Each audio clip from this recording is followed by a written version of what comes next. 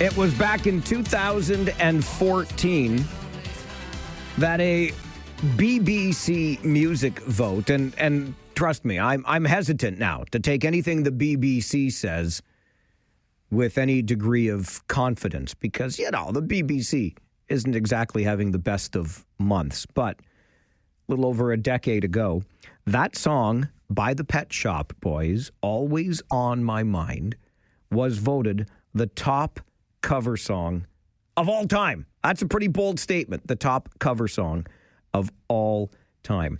The others that made the top 5 cover songs of all time: Johnny Cash with Hurt, the cover of the Nine Inch Nails tune. The Stranglers version of Walk On By, originally done by Dionne Warwick. Jimi Hendrix with All Along the Watchtower, which was first done by Bob Dylan. And then Jeff Buckley's cover of Hallelujah from Leonard Cohen. Those were the top 5, according to BBC Music, cover songs of all time. I start with Always on My Mind from the Pet Shop Boys this morning because we are doing cover songs on our All Request Friday today. I wonder if we'll hear, we already just did Always on My Mind, will we hear Hurt by Johnny Cash? Walk On By the Stranglers? All Along the Watchtower by Jimi Hendrix?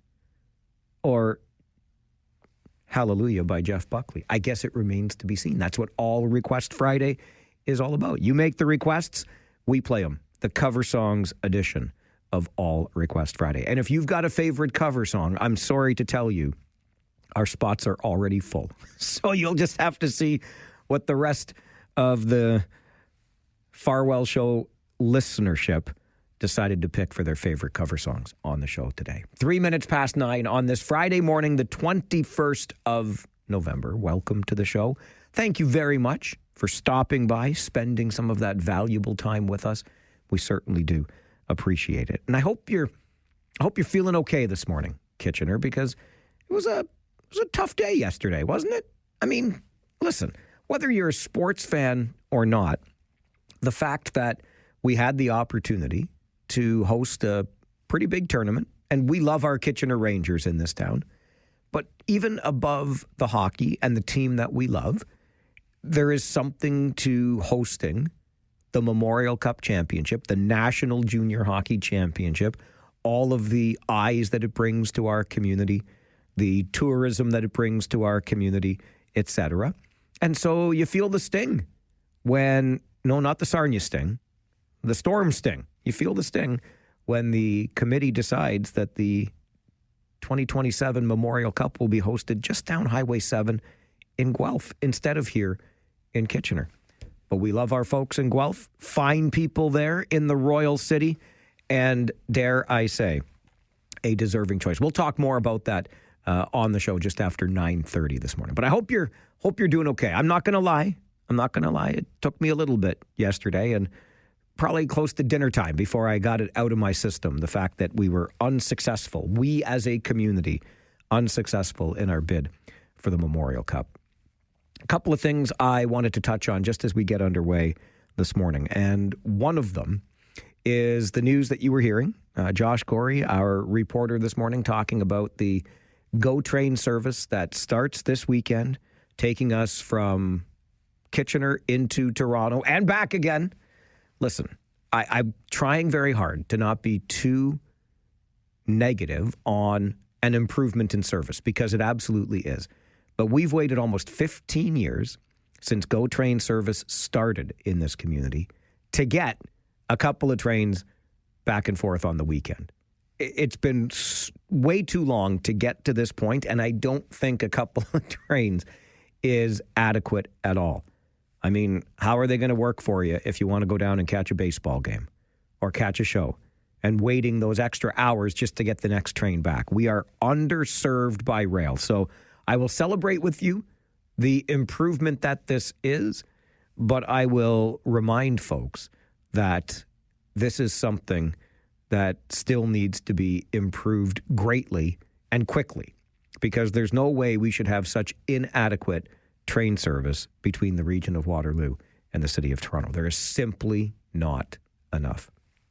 You probably have also heard, and I know it's in the GTA, Brampton to be exact, but you probably heard about that horrific story of a house fire, 2 people dead, 3 people still unaccounted for.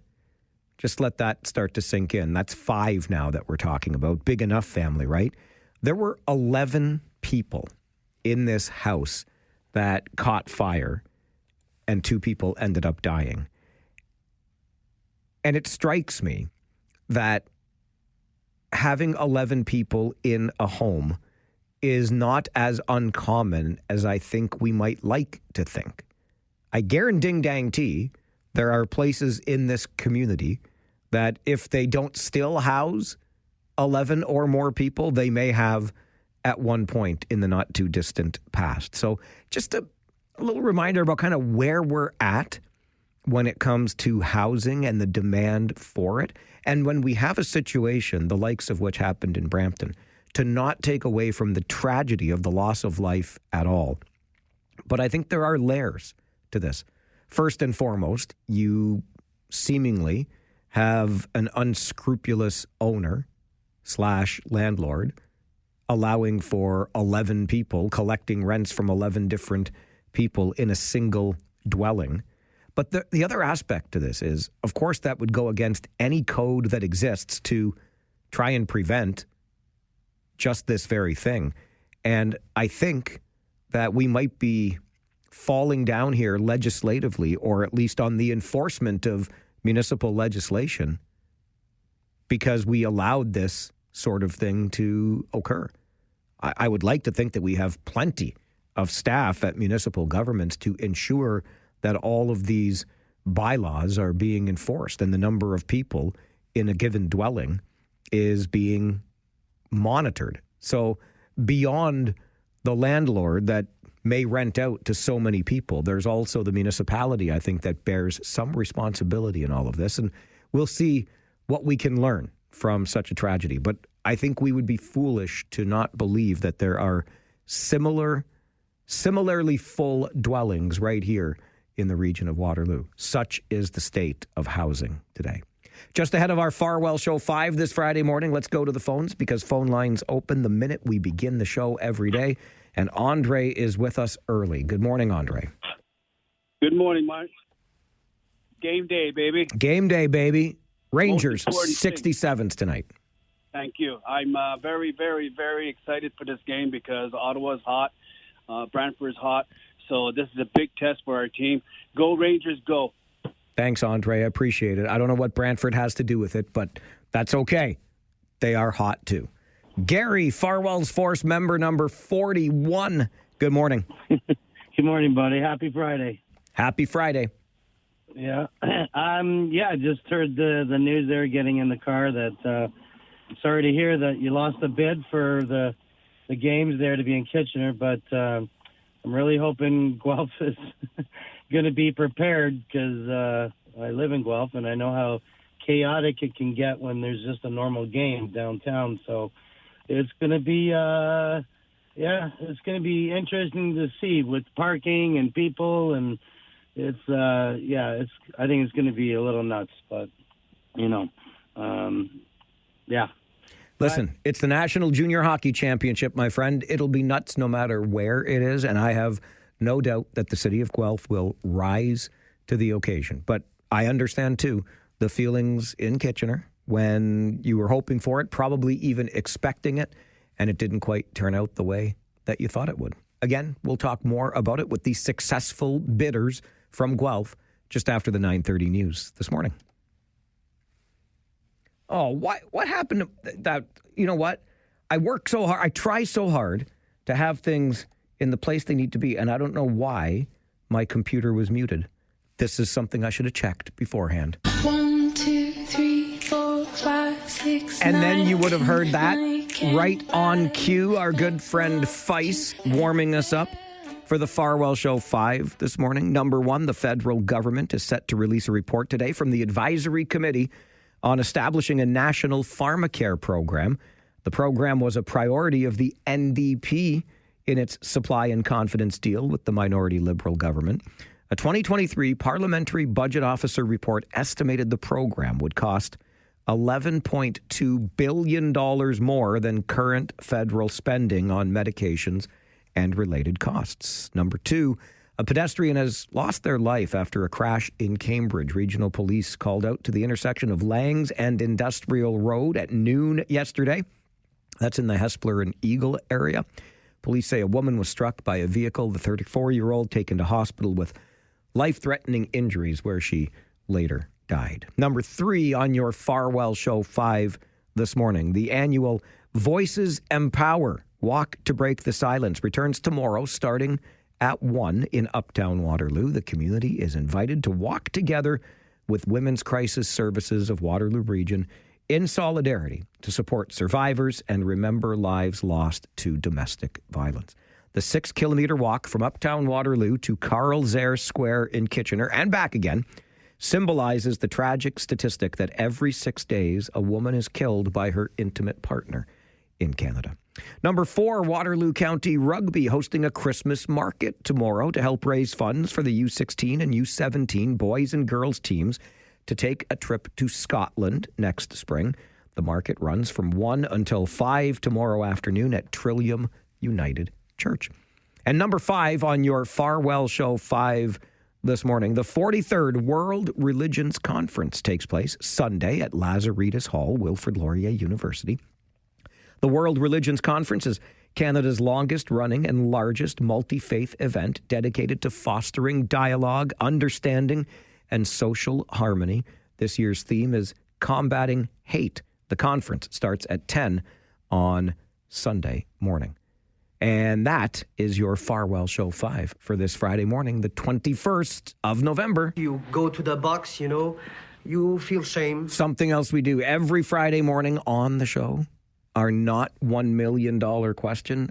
It's the not $1 million question because I can't give you $1 million for it if you get the answer right. But we're going to be very impressed with you.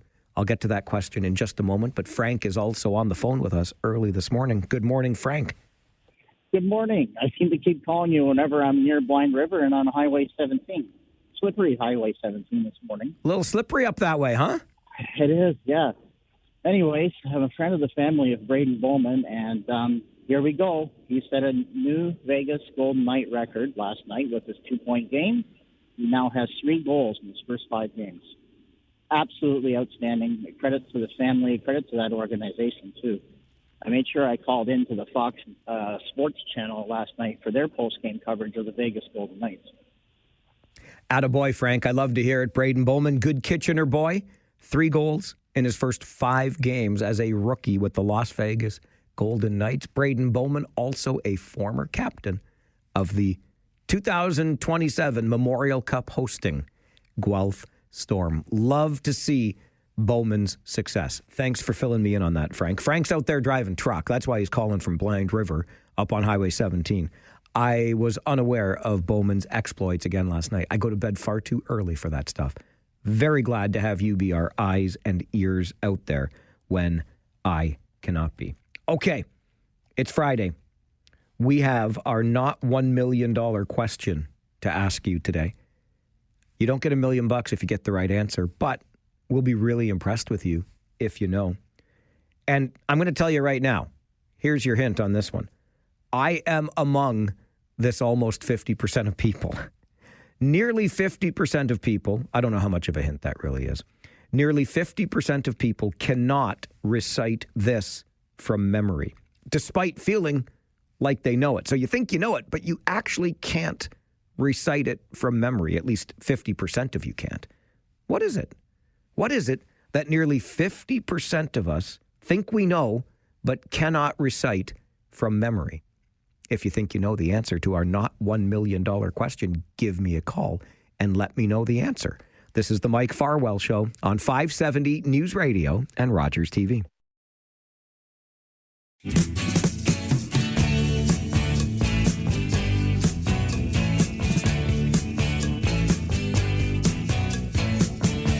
Standing on a corner, suitcase in my hand, jacket in his corset and Jane is in her a vest. Me, I'm in a rock and roll band. Riding in a Stutz Bearcat gym. Those were different times. The poets studied rules of first, and all the ladies rolled their eyes. A little bit of Sweet Jane by the Cowboy Junkies by request of Nate on this All Request Friday cover songs edition. Originally the Velvet Underground, but Cowboy Junkies cover Sweet Jane. It's an All Request Friday cover songs edition. And Nate, Farwell's Force member number 8, wanted to hear that one. Something else that happens every Friday on the show, we start the show with your not $1 million question. It's just a little bit of fun. See if you can come up with the answer. Today's question, nearly 50% of people cannot recite this from memory, despite feeling like they know it. What is it? We'll go to the phones. Start with our friend Phil in Stratford. Phil, keep it clean, would you? Good morning, as my dad would call you, a young gaffer. Badge number 81 here. Farwell's Force official member. Love to hear from you, buddy. Okay, I'm going to steer your show in a little quick, different direction. Okay. The other day you were talking about characters from downtown Kitchener. I think specifically the Rastafarian gentleman with the bicycle. Yes, sir. Okay. Over the decades, there's been 3 that I can recall. Mr. Calvin Kaufman. Yes, sir. Used to walk from, Sports World, Cambridge, all the way into Kitchener every day? Shantz Hill to downtown Kitchener. Yep. Pushing his bike with all the recyclable bags on it. Yep. Harmless gentleman. And then, of course, there was Frank Gropp, a.k.a. the Bridgeport General. Oh, yes, of course. Sure. And then there were a few times I had the opportunity, the privilege, the luck of being at the Harmony Lunch, sitting on a stool, having breakfast, and beside me, Mo Norman, the legendary Mo Norman. I mean, Mo's legend continues to live on. Yes, I can't wait till the movie comes out. Yeah, I'm looking forward to it, too. And Guelph is not getting a cent from me. What did Guelph ever do to you? Did they hurt you? I think the only other good thing that ever came out of Guelph, once the the provincial jail shut down, there was no reason to go there anymore. All right. Listen, Phil, work with me here. And the Lord's Prayer is your 55th. Okay, thank you. We got around to it. Listen, I know you're a good North Ward boy. You can recite the Lord's Prayer, and you know you can. Yeah. You want to do it together right now? No. Our Father, who art in heaven, come on, hallowed be thy name. Thy kingdom come, thy will be done. On earth as it is in heaven. Give us this day our daily bread, and forgive us our trespasses as we forgive those trespass against us. and lead us not. It changes from Catholicism to non-Catholicism is the way it ends. Why? I don't know. I think it's just the politics of it. All right. I didn't know there were politics in the Lord's Prayer. Phil and I just proved, and I said to you earlier, so there you go, I am among these nearly 50% of people who cannot recite this thing from memory, even though I feel like I know it. And I think I kind of do feel like I know it. What is this thing that nearly 50% of us cannot recite from memory, even though we think we know it? The answer is not the Lord's Prayer, as just proven by Phil and I. Dave from Cambridge, good morning. Good morning, Mike. 2 very quick points, and then I'll take a stab. Okay. First point is I'm going to keep an eye on, and I'm requesting you in the back of your busy mind, keep an eye on next year on Bell Media, because they receive millions upon millions upon millions of dollars from Rogers for their payout of their share of MLSE. And just this past week, they're announcing hundreds, if not, a percentage of their workforce they're laying off, despite receiving all that money. So I'm curious as to what is up Bell Media's sleeve in 2026. That's my first point. The second quick point is you have a frequent caller who always calls, has interesting things to say, but he uses the worst phone that you and I have ever heard. And you keep reminding him to get a new phone.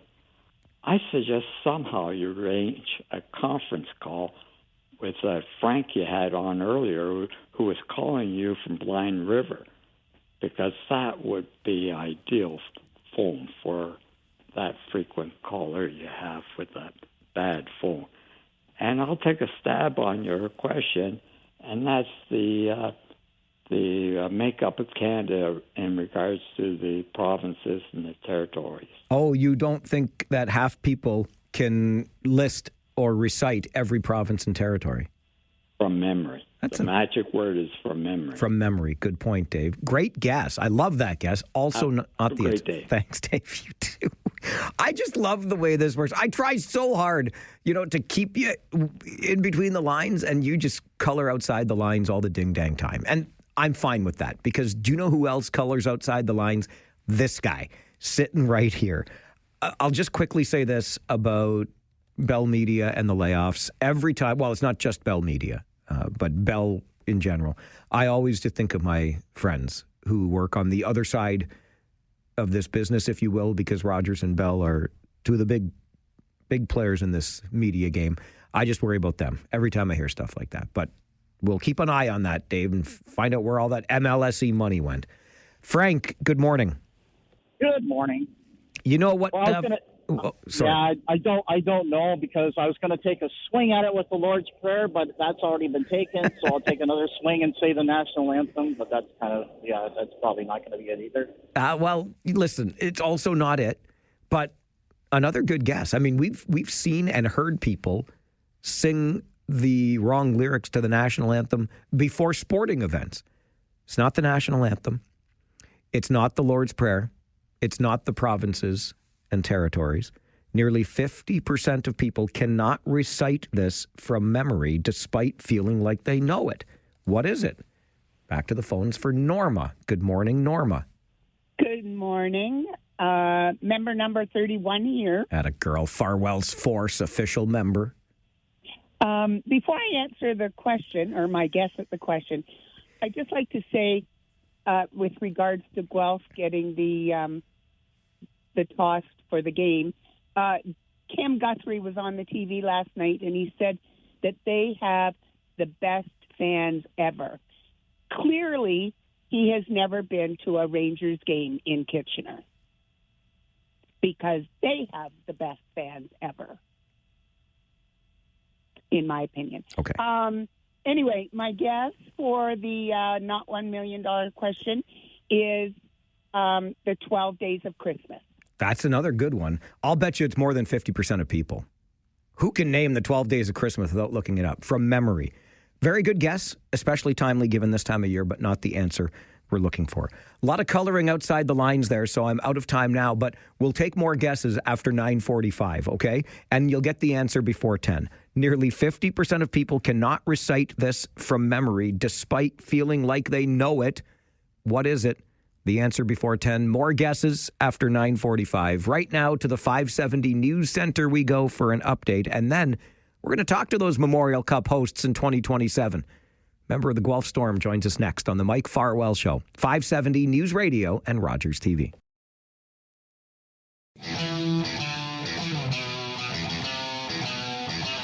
Our first stop is in Bogota to check Colombian fields. Our native smile and Barcelona, a sample of their yield.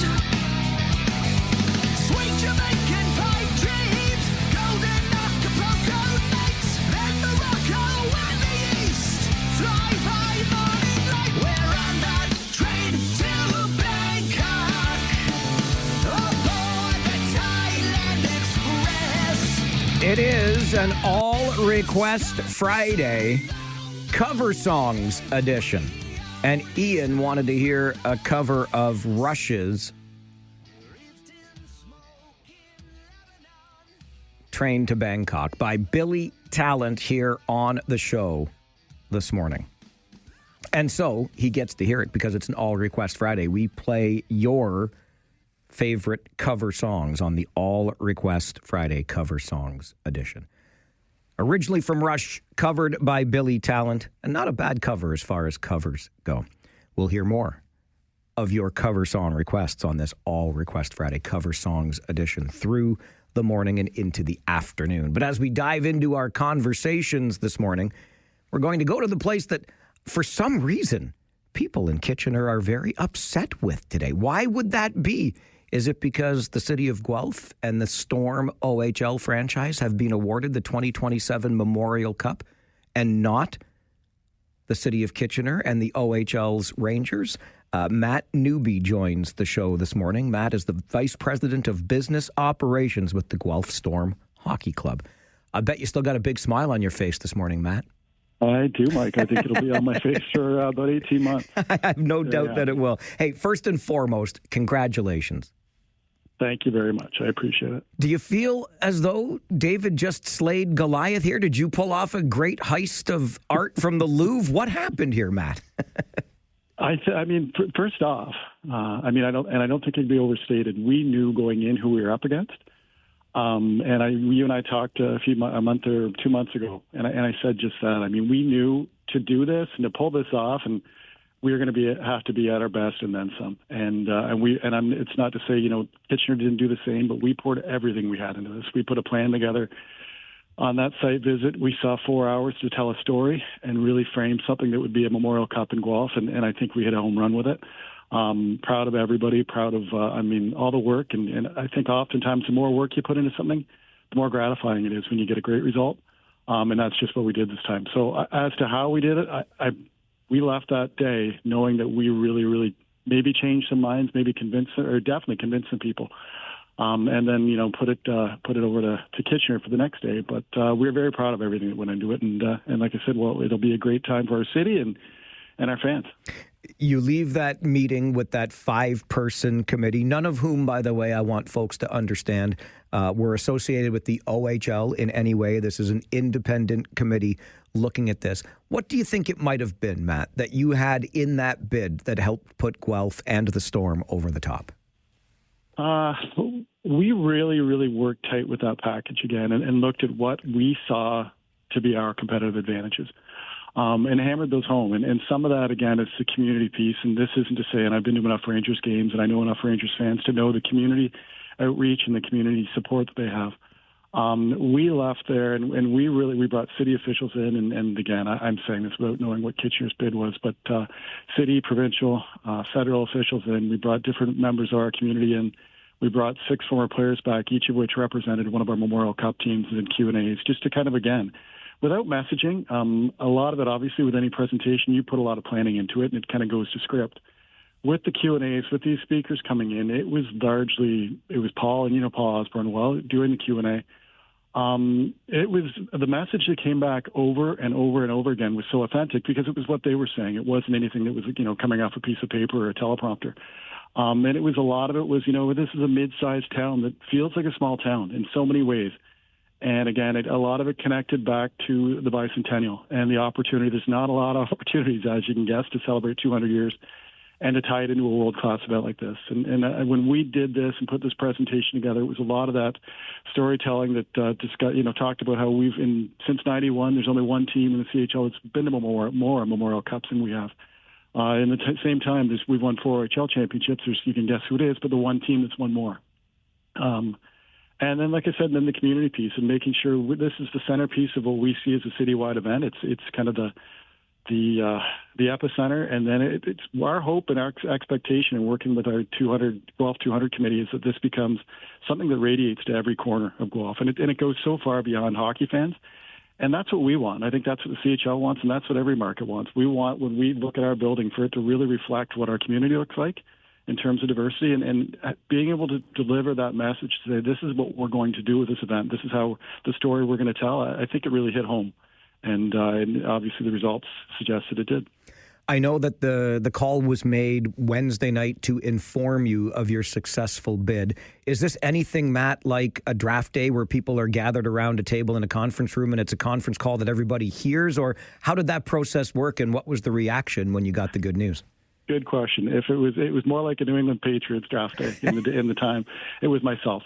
And George came in a little bit later, but it was myself and Carla from the league called me, and she pulled a good one on me, which was not really appreciated at the time. So she had slumped shoulders, and we went in again. Like I said, this goes back to Kitchener knowing what we were up against, and we wouldn't have been shocked. And I don't think, to your opening statement there, nobody would have been shocked if it had been Kitchener. But she called, slumped shoulders, head down, said, I want to thank you guys for all the hard work you put in. It was a great presentation, and continued with the downtrodden voice and said, I've got some bad, I'm sorry to break it to you, I've got some bad news, but you'll be seeing me a lot in the next 18 months. So it was a really good turn that I didn't really appreciate at the time, but it's made a nice story moving forward. And then it was quickly, we had owners that were at the governor's meetings that were anxious to hear. We had, obviously, George was not in my office, but came in soon after that just to see and check in, and that was the reaction. So it was great. I mean, I wish it was this is the first pick of the NFL draft kind of thing with the war room and everybody's up in arms and cheering, but it was really just me. You said at the beginning, when I mentioned that smile on your face, and you said it'll be there for the next 18 months, completely understandable, but that's also now the timeline. And I know, Matt, that these things don't happen with the snap of a fingers. So now, like you've won the bid, the work begins, the real work begins. I look at 18 months, and you were, I think around our arena in and around 2002 when we hosted it last time. Yep. And I've gone through a couple of these calls and interviews, and there's questions been, who are you going to lean on? Who are you going to lean on to help you with the help that was around in 2002? And the short answer to that is I was there in 2002, and I played a big role in what we did in hosting it. We also found out in January 2002 and hosted it in May 2002, which is 5 months. So I look at 18 months plus, and I'm thinking, wow, it's so much time to make this an incredible event. And it's daunting. Everything is when there's a challenge involved. But I'm excited to it. And again, it's getting the right people in place, and I think we've got a great start with that. And then forming the right committees, and we've got an outpouring, and we always have. And our MPP spoke quickly about the Special Olympics in Guelph when the Summer Games were here in 2016, and the outpouring of volunteer support for that event to be part of it. And we expect more of the same and then some, to have a huge volunteer base and to have a really reliable kind of leadership group and trustworthy leadership group that's experienced in doing what they're doing within our community. And again, knock it out of the park is our hope with it. I have no doubt that you will, Matt. As a Kitchener kid, obviously, I've got to be a little bit disappointed, but if it's not going to be us, I couldn't be happier that it's you, and I mean that sincerely. So congratulations again. No, our pleasure, and thanks for making time for the show this morning. Awesome. Thank you. I appreciate it. I'll see you this afternoon, okay? Okay, thanks. All right, Matt. Take care. Bye-bye.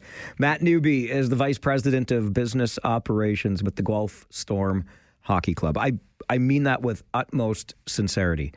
It's where I first started my OHL broadcasting. I lived in Guelph for a minute through my lifetime. And in fact, my appreciation for the city of Guelph began back when I was in university, and my summer job was in lawn care and landscaping, and I serviced Guelph. That was the route that I serviced. And I really got to know the city pretty well, liked it a lot. That's why I moved there a little bit while later as I was traveling around for this ridiculous business. It was a more in-between point to where I was working at the time. Anyway, listen, Guelph's a beautiful city. It really is. There's an arena in the downtown core. There's a lot to offer with rivers and trails and all kinds of different things. I would have thought that the size of the arena alone and the fact that we can put more bums in more seats in Kitchener would have been the biggest deal breaker in Kitchener's favor, because you're going to generate more revenue. But you can't take away from what the city of Guelph has to offer here. And that 200th anniversary, boy, oh boy, was that the ace in the hole? Or was it the second most OHL championships in the league since 1991? The only team with more, of course, would be those London Knights. So that could be a factor as well. They know how to build a champion. Kathy sends an email to Mike at 570news.com. Very disappointed. Lots of comments online, but I want to say what has been alluded to and not said outright. Downtown Guelph is a mess. When people point out parking issues, some guy will post the map showing all the parkades in the area. And I think that as a woman No way would I walk through that downtown from the City Hall Parkade to the arena after dark. I hear where you're coming from, Kathy. I get it. And I've heard all of these concerns as well. I'll add to it, without experiencing it the same way that you as a female fan would experience it, Kathy, the committee can get these things wrong. They can be attracted to the idea of the downtown, all of the restaurants and the nightlife nearby, not far from. I know Rangers head coach Jussi Ahokas loves to go for his pregame jogs. He loves doing it in Guelph because of the trail system that's not far from the rink, etc. The committee might get lost in that without experiencing it the same way. They can make mistakes, but as I said, if it's not going to be Kitchener, I couldn't be happier that it's going to be Guelph. It really is a great community, and clearly they put a great presentation forward. And the Kitchener Rangers, classy as always, put out a statement yesterday acknowledging their disappointment, our disappointment in not winning the bid, but congratulating the Storm on their successful bid. The Highway 7 rivals on the ice, but listen, it's a good city and a good franchise that will host the 2027 Memorial Cup. And what a thrill it is for me to talk to Matt, who I knew way back then in 2002. We were both young bucks, and just listen to him now, the vice president of business operations with the Storm, and as polished as can be, has grown up with the organization and now gets another chance to put on a Memorial Cup.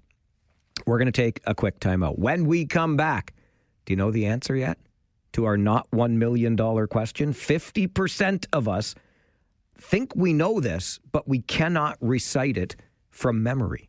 What is it? We'll take more of your guesses after this on the Mike Farwell Show, 570 News Radio and Rogers TV.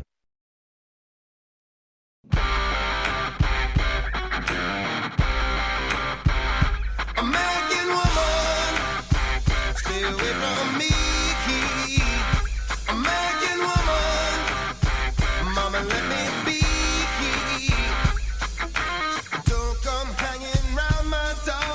I don't wanna see your face no more. I got more important things to do than spend my time going on with you. Now, woman, stay away. I think you know that is not the Guess Who. And the song that was allegedly written following the riff while goofing around at the old Glenbriar Curling Club in Waterloo. Not the Guess Who, but Lenny Kravitz covering American Woman on this All Request Friday Cover Songs edition. Fridays also mean our not $1 million question, which we start the show with. Have a little bit of fun. We don't give you $1 million for the right answer, but we're sure impressed with you. 50% of people cannot recite this from memory, even though they think they know what it is. What is this thing that we cannot recite from memory, even though we think we know it? Most popular guess so far, the Lord's Prayer, not the answer. We'll go back to the phones, see if we can get that answer. Maureen, good morning. Good morning. I just have a couple comments first about the Memorial Cup. Firstly, there is a certain amount of huge money that is guaranteed for this tournament. Guelph's got to remember they've got 3,000 less people to pay it. So their fee, their charge for the customer is going to be way higher than it would be in Kitchener. Secondly, people that live in Guelph and in the papers, whatever, are saying what a mess their downtown is going to be. And I live not far away. Do you think people from the west and the east care that it's their 200th anniversary? I don't know why this committee thinks that was so important if that was the turning point. I personally don't care if it's their 500th anniversary. I think it's a joke. Anyways, my guess is your social insurance number. Oh, good guess, Maureen. Not the answer, but thank you. I think I still remember mine. I try to commit it to memory. That's a good one. And listen, let's just be happy for Guelph, okay? I know there's disappointment here. I know there is. And you know what you can do with that disappointment? You can fuel it to get there to the Memorial Cup as the OHL champion. Try that. Conservative Charlie, good morning. Good morning, Mike. You know, I think it's got to be a hockey theme because of all the talk. Kitchener, it has to be. And, you know, Mike. Charlie, you be careful now. My finger's on the button. Oh, no. And I think you'll get this, too. Because I know there's a lot of starved for Stanley Cup Maple Leaf fans, Mike. Uh-huh. So I'll guess and I know it's over half a century ago, but over 50% of people can't recite the starting lineup the last time the Leafs won the Cup, Mike. Now I'm asking, can you name the last time the starting lineup? Dave Keon. You got that, center? Bill Barilko. No. Are you sure? Yeah, okay. left wing. Oh, yeah, that's right. I know I can't, Charlie. I can't. Mahovlich, the big M would have been there for sure. Right wing. I'm done now. Ron Ellis. Oh, my gosh, okay. And you got Horton and Alan Stanley on defense, and you got Johnny Bauer in goal. Johnny Bauer for sure, the China Wall. Mike, I was a real Leaf fan back then, but over the years, I just couldn't take the punishment anymore. All right, Charlie. That is very well done, sir. That is very well done. Obviously not the answer, but very well done. Bob, good morning. Good morning. What do you think 50% of people cannot recite from memory, even though they think they know it? Well, this is a long shot, but I'm going to say the national anthem. It was also guessed earlier. Good guess, not the answer we're looking for, but a good guess, because we've seen it sung incorrectly at sporting events before. Sean, good morning. Morning. I can't believe Charlie forgot Bob Bond. Wow. Anyway, I'm going to guess the capitals of the provinces and territories. That was also guessed, Sean, and not the answer we're looking for, but another good guess. Recite it from memory. Linda, what do you think? Nearly 50% of people cannot recite this from memory, even though we think we know it. Well, I just thought it would be in Flanders Field. That's another Everybody kind of knows that one. I thought I knew it, but... An excellent guess, Linda. I thought I knew it too, but then after I get Where Poppies Grow, row on row, I start to lose it from there. Not the answer we're looking for. The answer to our not $1 million question this morning. Nearly 50% of people think they know this, but cannot recite it from memory. What is it? Their license plate number. I had personalized license plates for a while. I could always remember that. But I'll tell you right now, I do not know the letters and numbers on my license plate at this moment. Nearly 50% of people think they know it, but cannot recite from memory their license plate number. That was the answer we were looking for this morning. I want to take a quick moment to congratulate Lisa Blunden. Lisa, congratulations. First of all, thank you for buying a ticket in the 570 News Radio Tree of Hope 50-50 raffle in support of Family and Children's Services Foundation, Waterloo Region, because you bought that ticket and you're helping out Family and Children's Services.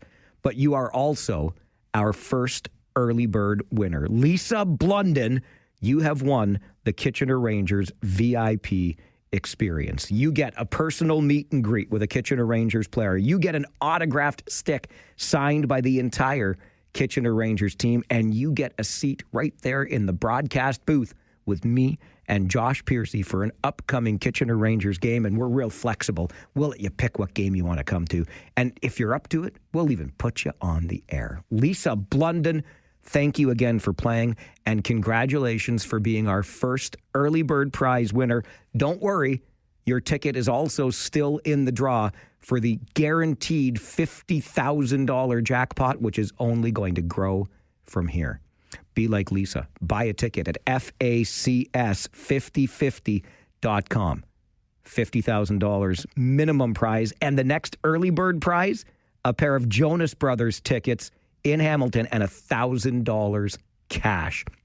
Get your tickets right now. FACS5050.com. This is the Mike Farwell Show, 570 News Radio and Rogers TV. We just before...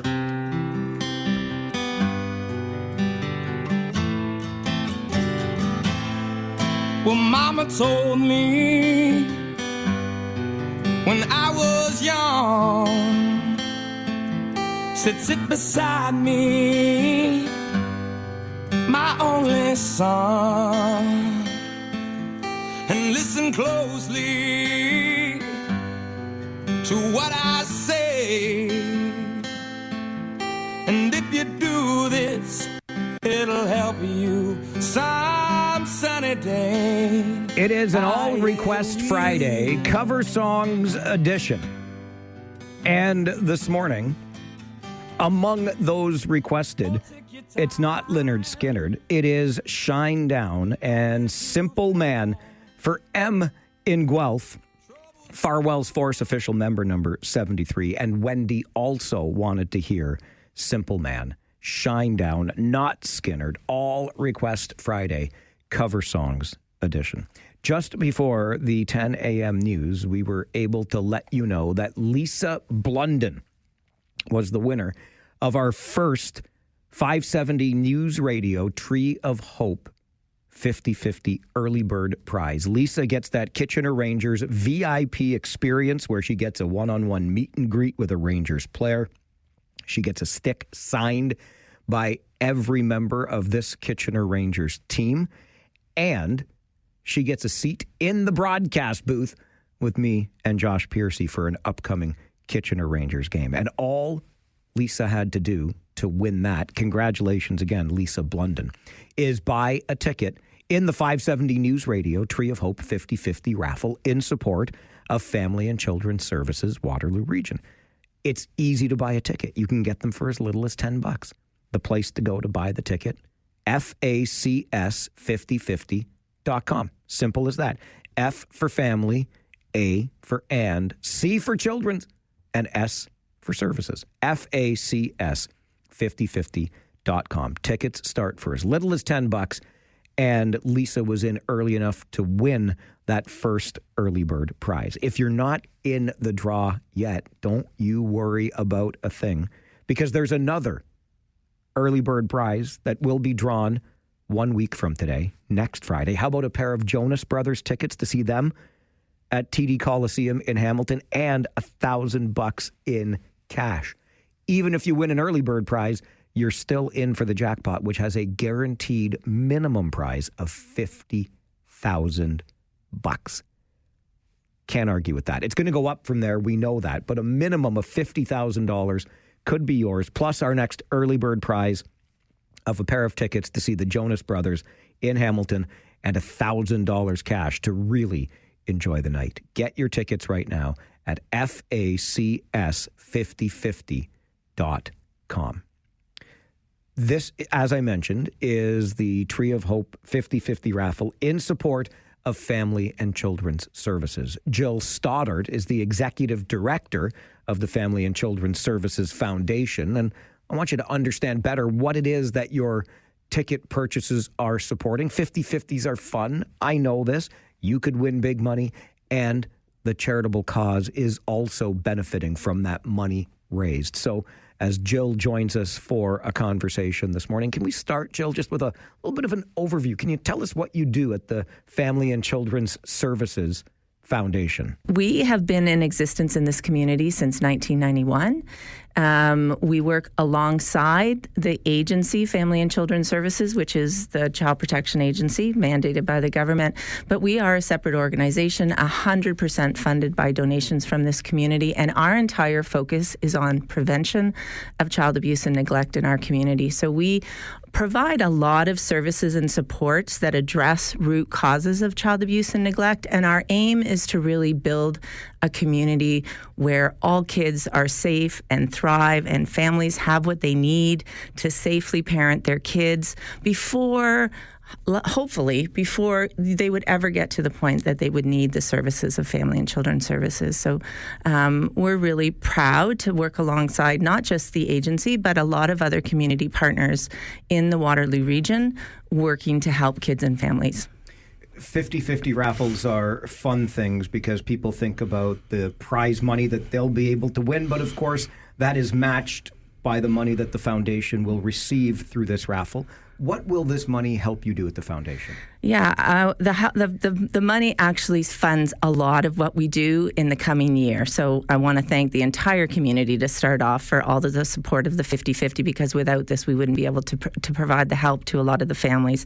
And we do provide a lot of services and support over the year, programs that address things like trauma, addictions, social isolation, and build resilience. But this morning I want to talk about some of the tangible supports that we provide to families. You know, I think think people understand that right now our economy is very challenging for many people in our region. And with growing prices of housing and growing levels of poverty, we have a lot of families that are facing incredible amount of stress every day. And when you are living in that constant level of stress, it impacts the entire family system. And so we provide a lot of tangible supports to families so that they don't have to make the choice maybe between paying their rent and getting dental work that's needed for their kids that they can't afford. And so the Emergency Support for Families Fund provides families with everything from maybe money to help buy a walker for a child, dental treatment, beds as kids grow. We have a lot of families who will take in children within their family to help with a situation. So we've had, parents sleeping on their living room floor because they've given up their bed to a child, so we're able to help, get them another bed so that they can grow that family. So we really try to think about those tangible supports that families need in the moment to help relieve a little bit of that stress. And this time of year, of course, that just grows and even more. But those real tangible emergency supports are something that we're proud of being able to provide to families. I love to hear that because it just makes it so much more real for us as we participate in this 50-50 raffle, have some fun with it, and realize those tangible outcomes for the Family and Children's Services Foundation. So this is an annual campaign, the Tree of Hope, the 50-50 raffle, lots of fun. How excited do you all get when this time of year rolls around? We get pretty excited. I mean, our partnership with Rogers has been amazing, actually. I think we're in year 33, and it's evolved over time, if you remember the days of the Radiothon. Sure but the 50-50 has been really exciting for us. People are talking about it. It's easy to do. It's easy tickets to buy. You've got great early bird prizes, and, we just love the buzz and the excitement. We hear from people all the time. Every time you guys are able to promote this on the radio, we get messages back from people saying, hey, we heard about this draw. This is a great idea. And we want to support it. So easy way for everybody in the community to support other families this time of year. Well, and we certainly, as a radio group, want to keep supporting the great work that you're doing. So thank you for that work, and thank you very much for joining the show today. Thank you. Thank you for your time. Really appreciate the partnership. Jill Stoddart is the Executive Director of Family and Children's Services Foundation. That is the beneficiary of the funds raised during our annual 570 News Radio Tree of Hope 50-50 raffle. As you heard Jill mention, and you might remember as well, this used to be, going back, it's more than 30 years long now, this tradition, this relationship. And it goes back to the days of a radiothon where we'd be on location and spending hours and hours telling stories and raising money, but now we do it through a 50-50 raffle. As the partnership continues, we have a fun new way of doing this and a guaranteed $50,000 take-home jackpot right now. So I'll remind you again, now that we know, gives you a better understanding of where your ticket purchases are going, the tangible outcomes that we realize thanks to the funds raised through this 50-50 raffle. Again, tickets start for as little as $10. You can get them online at facs5050.com. And we congratulate once again Lisa Blunden, the winner of our first early bird prize of that Kitchener Rangers VIP experience. The next early bird prize is already available. It's a pair of tickets to see the Jonas Brothers in Hamilton at TD Coliseum in December, and $1,000 cash. So get in on the fun. Get in on helping Family and Children's Services of Waterloo Region, facs5050.com. We're going to take a quick break. When we come back, I would like to know this from you, because I got a call earlier this week on the show from Patty. Patty was very kind. She had made for me a T-shirt to celebrate the iconic, one of the greatest radio promotions in history, the great WKRP turkey drop. Do you remember that? Of course, WKRP was a fictional radio station, but it was the subject of a sitcom, WKRP in Cincinnati. And the turkey drop was the idea of the general manager of WKRP, the fictional radio station featured in the sitcom, where they dropped live turkeys from a helicopter circling above a mall. You see, the problem is turkeys could not fly, and they were falling to the ground like sacks of wet cement, according to the reporter who was on the scene talking about the great WKRP turkey drop. But if you know the show, it allegedly happened on Thanksgiving 1979, which was November the 22nd in 1979. So Patty called earlier this week, which led to a follow-up call from Dallas, and this gave me an idea. So I bet you're getting excited because we're getting closer and closer to the turkey drop. I love that show, and honestly, I think the Great Turkey Drop was probably one of my most favorite episodes. I actually, after I listened to that little segment of your show, I actually YouTubed it. I laughed my posterior off. He laughed his posterior off thanks to Patty's call earlier this week. Patty had the T-shirt made for me to commemorate the anniversary of the turkey drop, which is tomorrow, November the 22nd, 1979, all fiction. But Patty thought, must be getting excited for it. Dallas goes out, YouTubes the episode, and watches it, and laughs his posterior off all these years later. So it got me thinking. Iconic TV episodes, the episodes that we simply cannot forget. What would be on your list? An episode of a TV show that stands out to you and stands the test of time. Believe it or not, I found a list of the 100 greatest TV episodes, according to Rolling Stone magazine. So take your pick. But believe it or not, in the top 100, the Great Turkey Drop from WKRP never even made the list. Neither did the MASH finale, just for the record. But let's hear from you this morning. I mean, the iconic Great Turkey Drop episode absolutely stands out. What TV episode stands the test of time for you? You would say the best episode of TV that you ever saw. Give me a call and let me know on the Mike Farwell Show this morning, 570 News Radio and Rogers TV.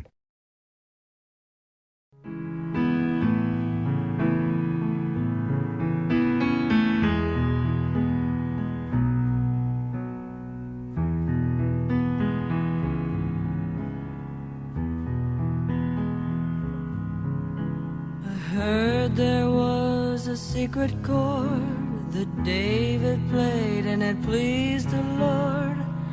You don't really care for music, do ya? Well, it goes like this: the fourth, the fifth, the minor fall, the major lift, the baffled king composing hallelujah. Oh, that's not Leonard Cohen. It is certainly not. It is none other than Canada's own K.D. Lang covering Hallelujah on this All Request Friday Cover Songs edition. And that is by request of Mayor Dorothy in Waterloo and Maria, who wanted to hear K.D. Lang's cover of Leonard Cohen's Hallelujah here on the program. We'll get more cover songs as the day goes on, as we celebrate All Request Friday with this Cover Songs edition. But inspired by you earlier this week, a couple of phone calls about what I would describe as one of the best episodes of television ever aired, and that is the great WKRP Turkey Drop, the anniversary of which is tomorrow, by the way.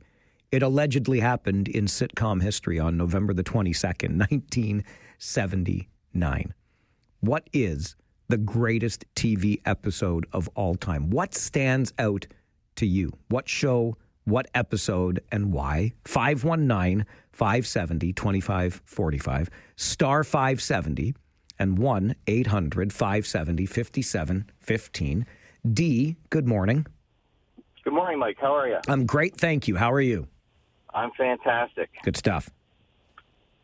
I think, for me, the most iconic show ever has to be unequivocally Miami Vice, the show Miami Vice, and Tubbs and Crockett are going to this big battle, and they're driving in a sports car convertible.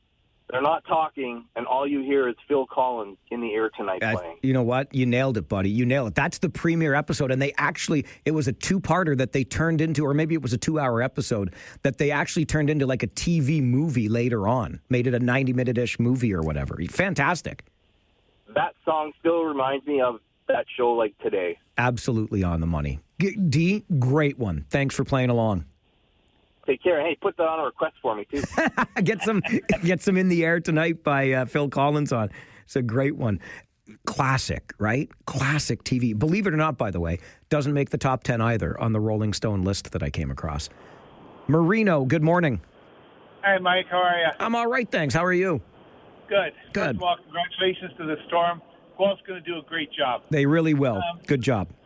Your TV list, there's 2 of them. They're both from All in the Family. The first one is when the episode where Edith dies and then Archie goes into a soliloquy. And then the second one is with Archie and Sammy Davis Jr., where Sammy kisses Archie on the cheek when they take a picture. I remember that one. I do. Thanks, Marino. Good to hear from you. The Draft Dodger, All in the Family, made the list. But the top 100, I don't remember exactly where it was from Rolling Stone, but the episode called The Draft Dodger from All in the Family made the list. I don't remember the Sammy Davis Jr. kissing Archie Bunker being in the Draft Dodger episode. But Susan, good morning.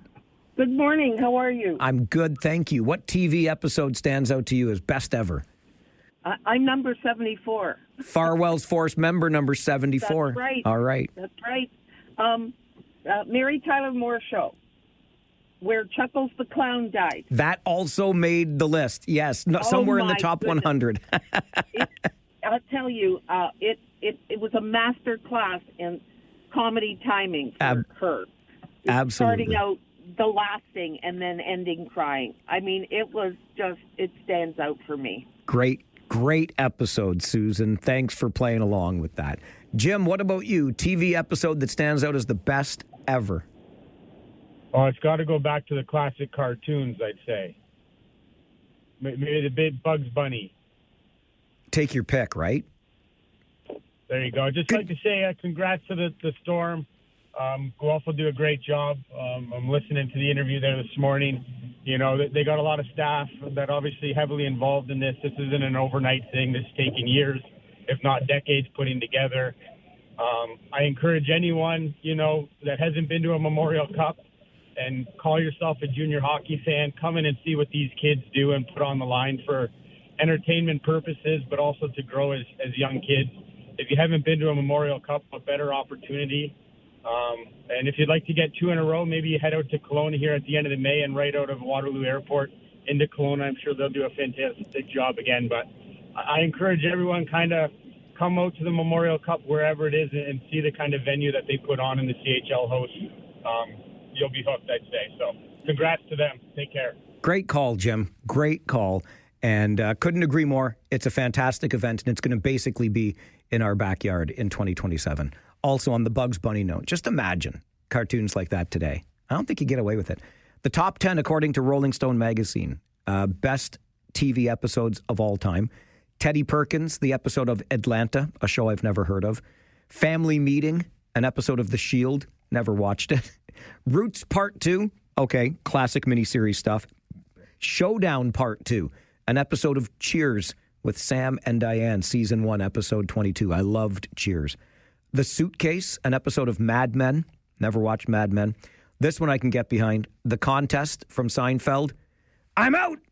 Yeah, that was a pretty good one. College, an episode of The Sopranos from Season 1. Also excellent. International Assassin, an episode of The Leftovers, which I've never heard of. Last Exit to Springfield, an episode of The Simpsons.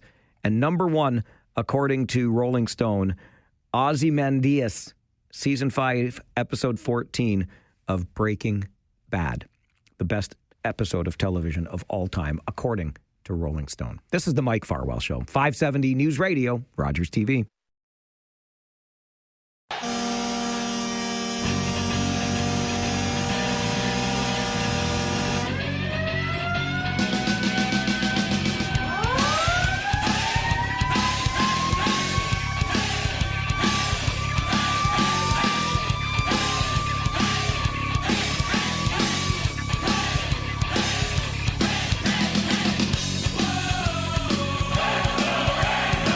is the sound you hear, of course, when the Kitchener Rangers score a goal at the Memorial Auditorium, which they did 3 times in their Tuesday night win over the Guelph Storm. It's also the sound you hear on Friday mornings at this time when we feature the Coach's Show with Rangers head coach Jussi Ahokas, who joins us for a chat ahead of tonight's big game versus the Ottawa 67s. Good morning, Jussi. Good morning. Tough news yesterday for the hockey club when it was announced that we would not be hosting the Memorial Cup here. How did the players take it? Of course, everybody's mad, but I guess if it's Guelph in 200 years, Guelph City, and you get the Mem Cup on that, that's, I guess, how it is. But yeah, of course, but it should unite us even more, and now it hasn't changed. We've wanted to win both this and next year, and we've been building on it, and now we just only thing what's the difference that you can't win the Mem Cup in your home soil.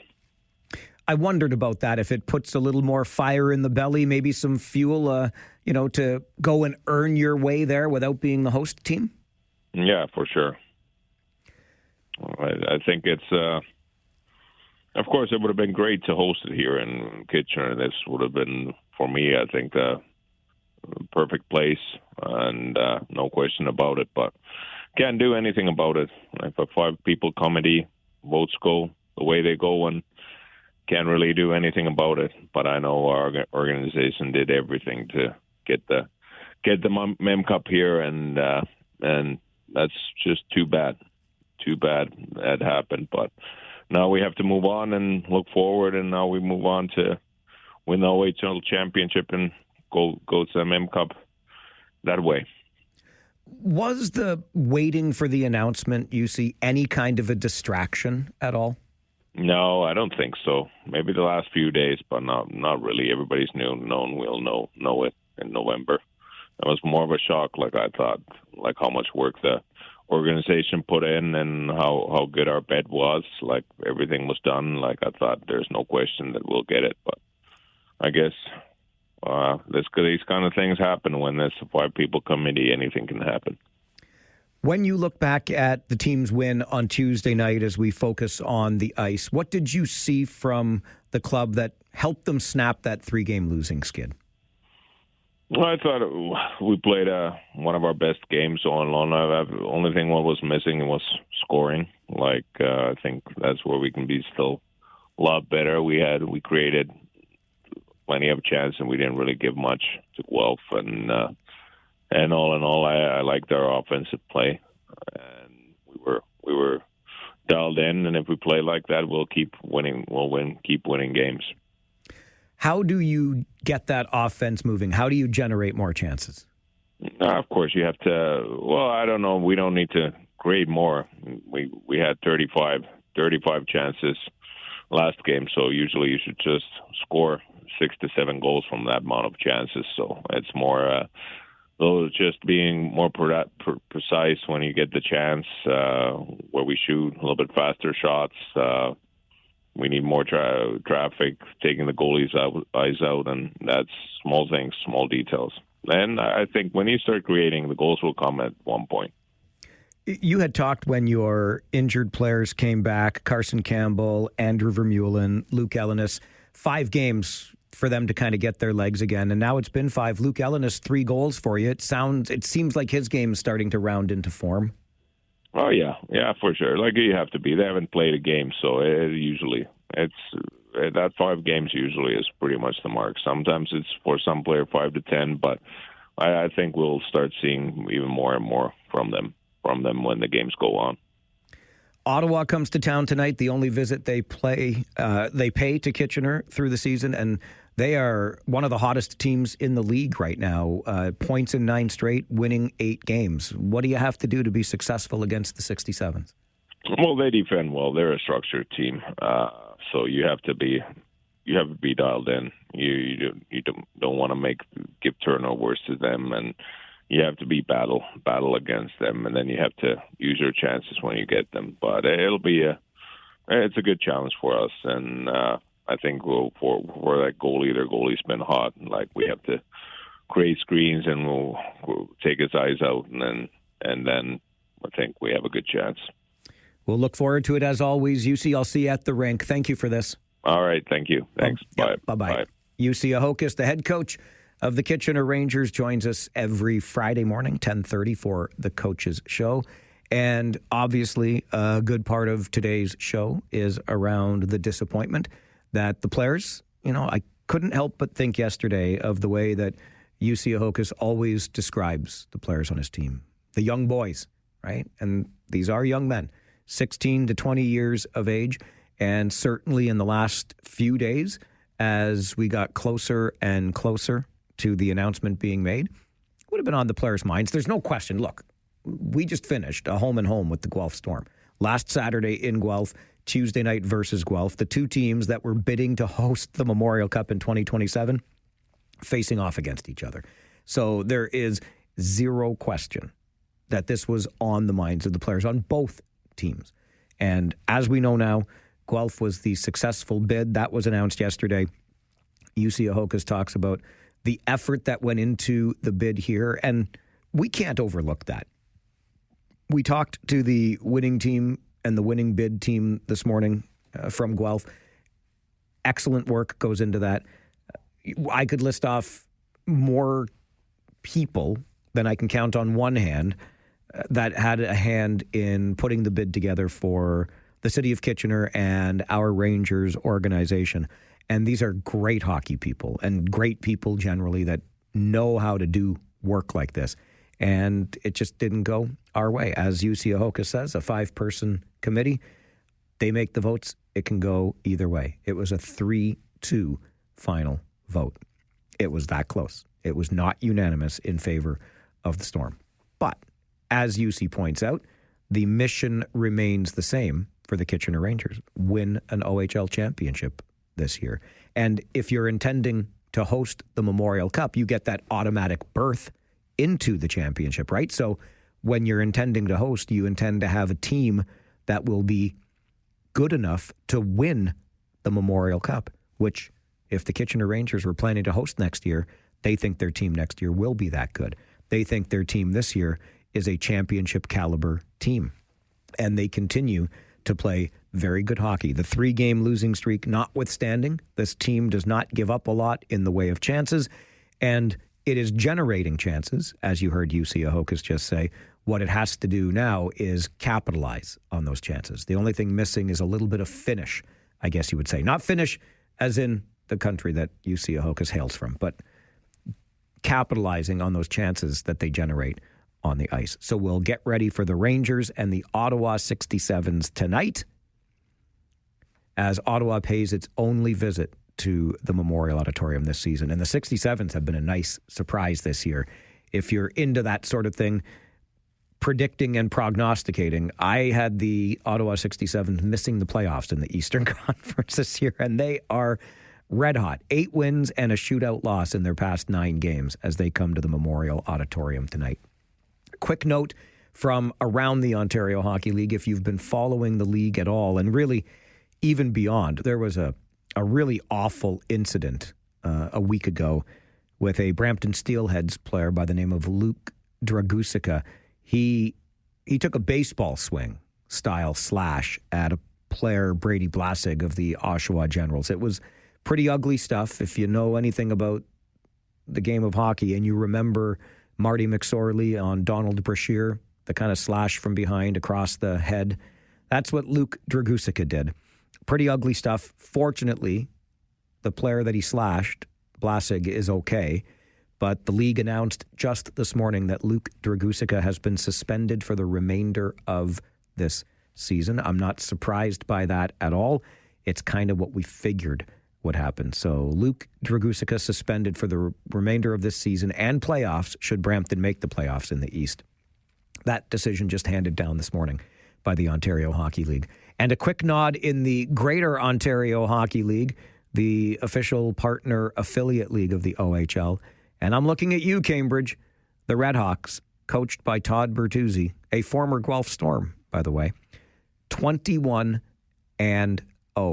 The Cambridge Redhawks even getting some love on Hockey Night in Canada last week because they were at the time I think 18 or 19-0. Either way, they win their games last weekend, and they come into play this weekend with a 21-0 record. Undefeated across the board. No overtime losses, no shootout losses, obviously no regulation losses. A 21-0 Redhawks team in the GOHL.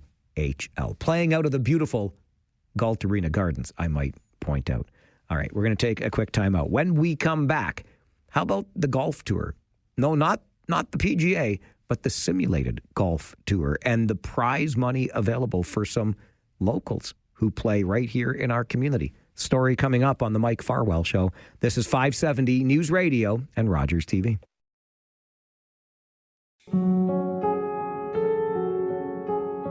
Hello, darkness, my old friend. I've come to talk with you again, because a vision softly creeping left its scenes while I was sleeping, and the vision that was planted in my brain still remains within the sound of silence. That is not Simon and Garfunkel. No. That would be Disturbed.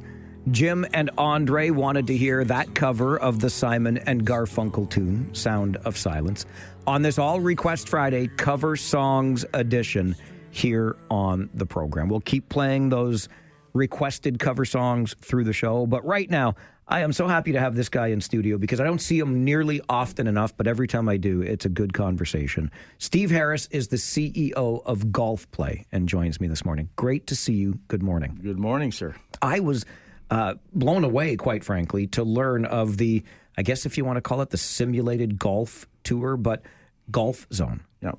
Tell me more about this. So Golf Zone is the name of our simulator technology that we use, and it was developed in South Korea many years ago. It's really established over there. So they've already got an indoor golf tour that is big prize money, stars, big fan base, all televised. It's a real legitimate sport over there, and they're trying to get it going in North America. And so Golf Zone put up the prize money of $300,000 for whatever team of three players, 4 people on the team, so one alternate, could win. And so it was started out with 72 Golf Zone venues, similar to Golf Play, throughout North America, Mexico, Canada, U.S. And we managed to put together a really strong team.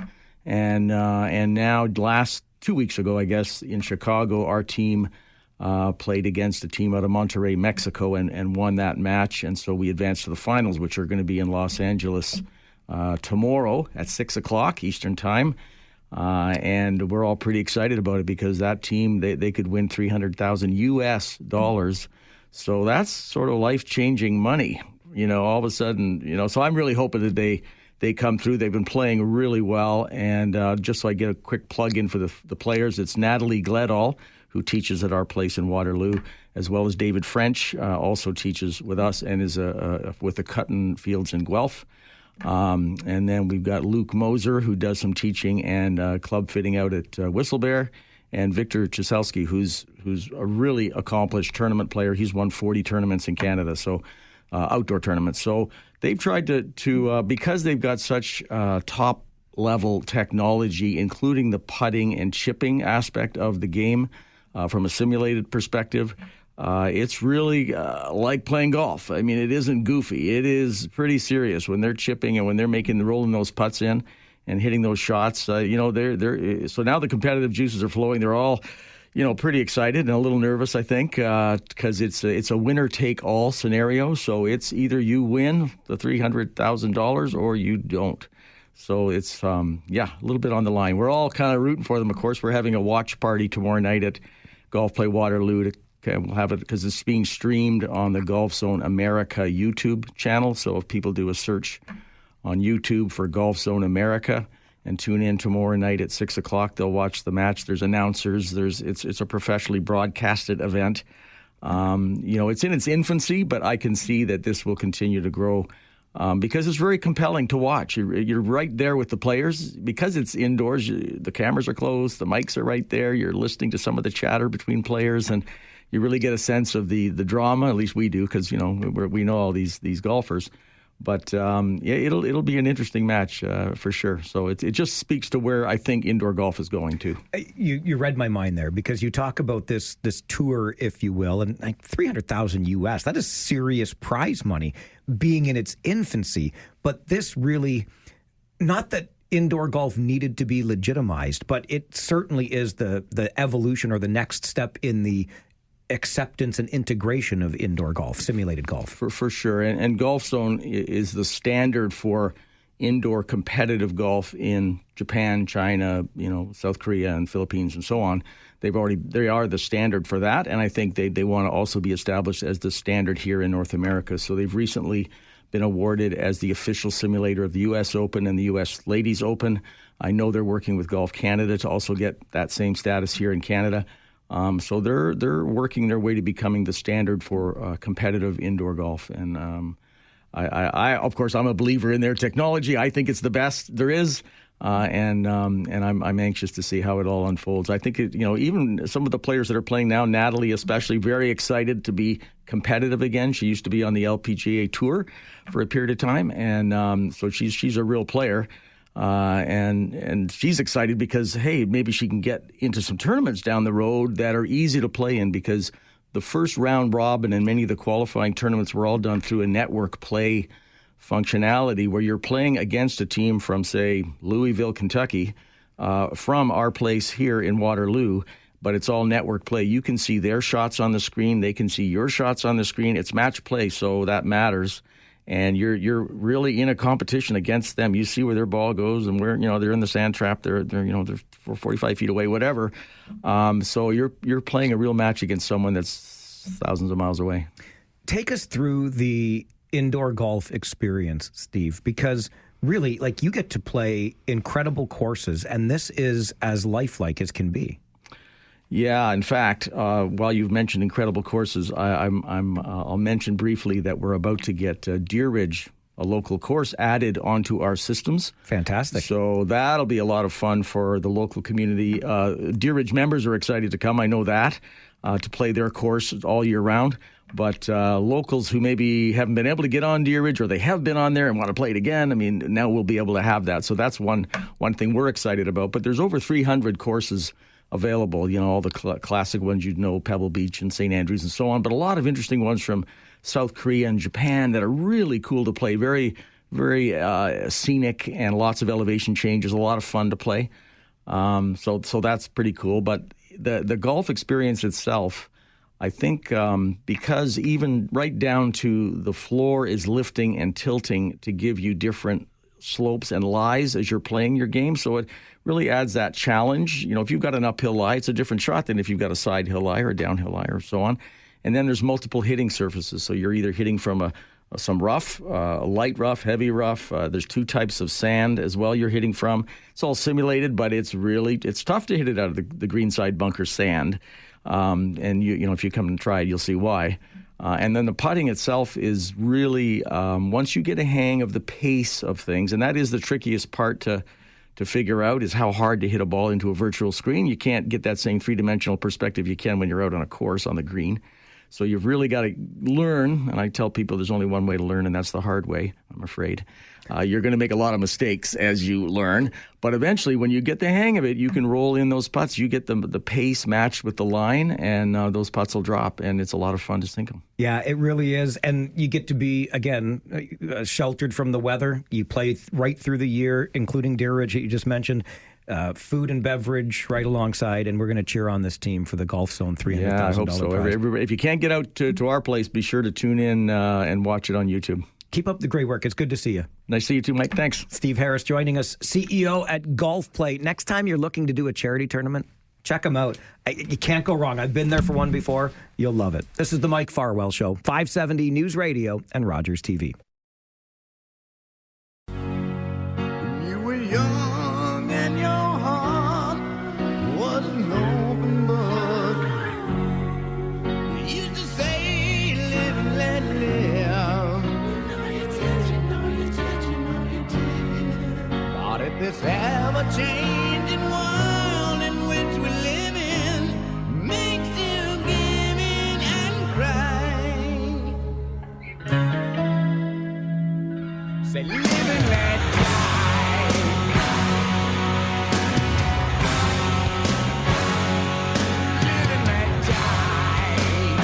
on a second. Is that Paul McCartney from the James Bond movie of the same name?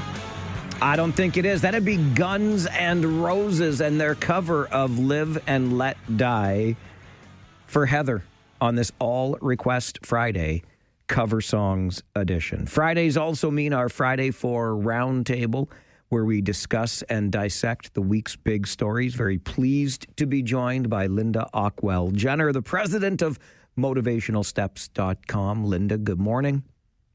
Good morning. How are you? Excellent, thank you. How are you? I'm doing really well. It's nearly Christmas. Okay, settle down, pump those brakes, Ockwell-Jenner. David Kuhn is with us as well, former board chair at KW Accessibility. David, good morning.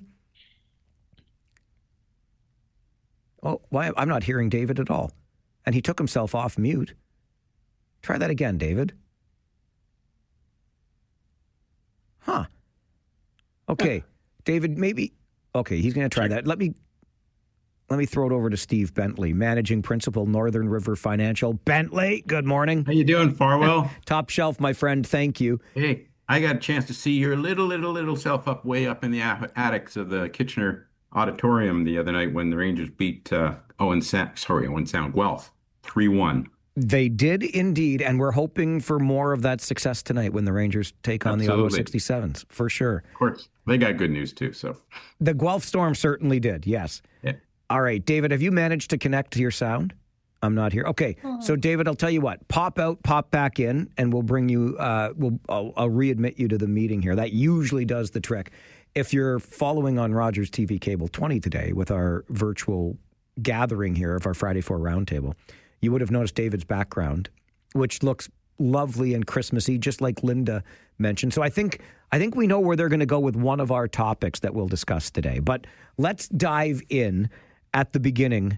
As you know, it's the best place to start, I was once told. And it's been an interesting week, Linda. I'll start with you. I mean, we had gunfire between a couple of cars at the intersection of Weber and Bridgeport in Waterloo. We had a house shot at in Cambridge.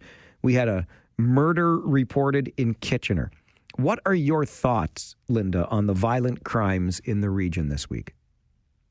Well, the first thought is I think I'm going to move to the moon or something because England, the States, Canada, it's getting worse. And I used this fantastic thing to get myself some facts because I've been a bit too busy to keep up with the news. So I've got some facts on when the gun problem started to get worse, if that's okay. You can hear me, Mike? Absolutely, yeah, by all means. Okay, so I used AI, and I did try and check my source, but the politicians and some news agencies always have a different idea on what's true and what's not true. So see what you guys think. So gun-related incidents have occurred historically since 2013 in Waterloo region. Would you believe that? I didn't notice it in 2013. So police data shows a general upward trend, obviously, in firearm-related violence in Waterloo region in the last decade, with some year-over-year fluctuation. So the national trend across Canada, the rate of firearm-related violent crime reached a low in 2013. So basically, it was going up till 2013, and then since then it started increasing since then. Or maybe it started then. Sorry, I got it wrong, guys. It started in 2013 and it's been increasing since then. Local increases. The Waterloo region has followed this trend with a significant increase in the rate of firearm violations reported 2018 and 2019. I am getting scared, guys, because one of them was quite close to me. And imagine I'm walking around there with my cat Ella on the leash and somebody shoots me by mistake. And also it worries me when I don't catch the people who are shooting the guns, who are shooting people. And the police are doing an excellent job. And personally, I think all this stems from the world at the moment with all the chaos and all the wars and all the stuff going on with somebody in America. I think it's encouraging people to say, well, we've gone back to the olden days. We can just be lawless.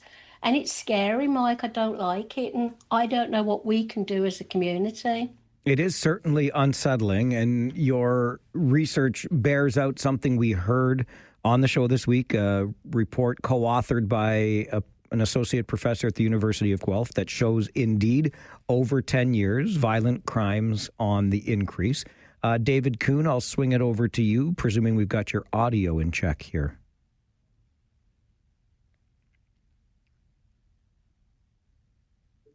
We don't have your audio in check here, David Kuhn. I'm still not hearing you. So you can hear me, but we can't hear you. So I'll swing it over to Steve Bentley, and we'll try to get David Kuhn's audio problem sorted out here. Maybe a full-on reboot, David. I'm not sure. But Steve, what do you make of the gunfire, the murder reported, the house shot at in Cambridge this week?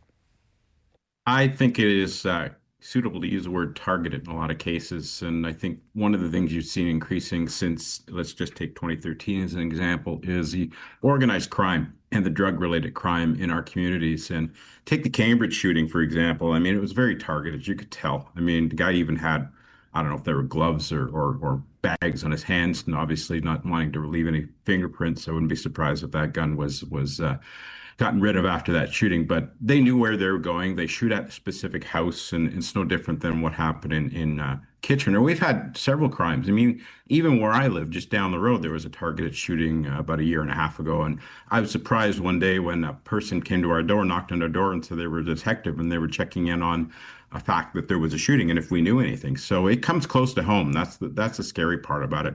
But I think a lot of it comes from out of KW. A lot of it's drifting west from GTA. There's no question as to where the sources come from. And there's even statistics to show that. It's a sign of continual growth. It's a sign of, the crime is not something that is going away. It's continually increasing. And to echo what Linda sort of said, the spirit of where the world is, particularly down in the south with a person that's a name I won't mention, is just stirring the anger. It's just creating a lot of violence that it's sad. And the other thing too is there's a lot of desperate need in our community. So you're seeing a lot of crime, which is maybe a result of people needing to find alternative ways to even just feed their family or find some way to put some income, into their hands. And it's just all around a real sad state. Yeah. And I certainly understand that last point for sure, where we see desperation in some cases. And that's why bikes are being stolen and garages are being broken into and homes at times, cars, et cetera. I totally get that aspect of it. And your point on these incidents being targeted is not lost on me. I would think that is the case. But kind of like Linda, I've been feeling this week in particular. I mean, who doesn't know the intersection of Weber and Bridgeport, for crying out loud? It bothers me more than it has in the past. And that's why I wanted to bring this up, that these things are happening in whether they intended to go after the other person in that car or they intended to shoot at the house in Cambridge, these people are on our streets doing these things. And that is increasing concern for me. David Kuhn, your thoughts? Oh, David's still giving me the shake of the head. Okay. Can I just add something quickly about the violent crime? I moved here in 1993. At first, we lived in Kitchener for 6 months, and then we moved to Maryhill. We were told nobody locked the doors. It was the safest place to live, Kitchener and Maryhill. We still locked our doors because we're Brits. But the point is this: I didn't see all those years ago, and I think, the world was a bit more stable. So I agree with what Steve said, really. It's a compilation of lots of things, What I don't agree with, though, is people, whoever they are, stealing makeup and jewellery, perfume, because they are poor and they haven't got any money or job. What are you going to do with those things? You're going to sell them, obviously. I do think it's bad that, we can't keep up with the food bank. But don't steal anything for your own good because you want to look pretty, If you've got no money, go and, find some money from somewhere. But don't steal those things. It just seems so stupid to me, Mike. Yeah, and the other thing, I was going to say, another thing we had happen this week is 2 jewelry stores that were robbed by groups of bandits. They were able to catch some at, I believe it was Cambridge, but that's not new. It's happened many times over the last few years. Did they have guns, Steve? They did. I did, yeah. They did. You see, it's terrible. I love jewelry too, but I'm scared to go shopping now in the mall. Steve Bentley, Linda Ockwell Jenner with us on our Friday 4 roundtable this morning, and we'll hopefully get David Kuhn's technical issues sorted out. But we'll continue the conversation because the leader of Ontario's NDP got kicked out of Queen's Park this week. She did it on purpose. It's done with intent to make the headline, but is there a point underlying Marit Stiles' behavior? We'll find out as we continue our conversation on the Friday 4 roundtable this morning. This is the Mike Farwell Show, 570 News Radio and Rogers TV.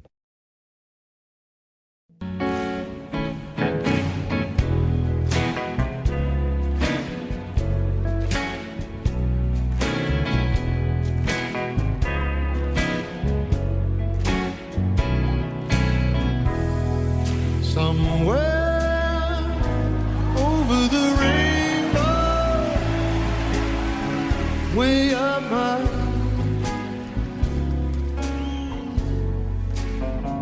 there's a land that I heard of once in a lullaby. A little bit of live Eric Clapton by request of David, Farwell's Force member number 77.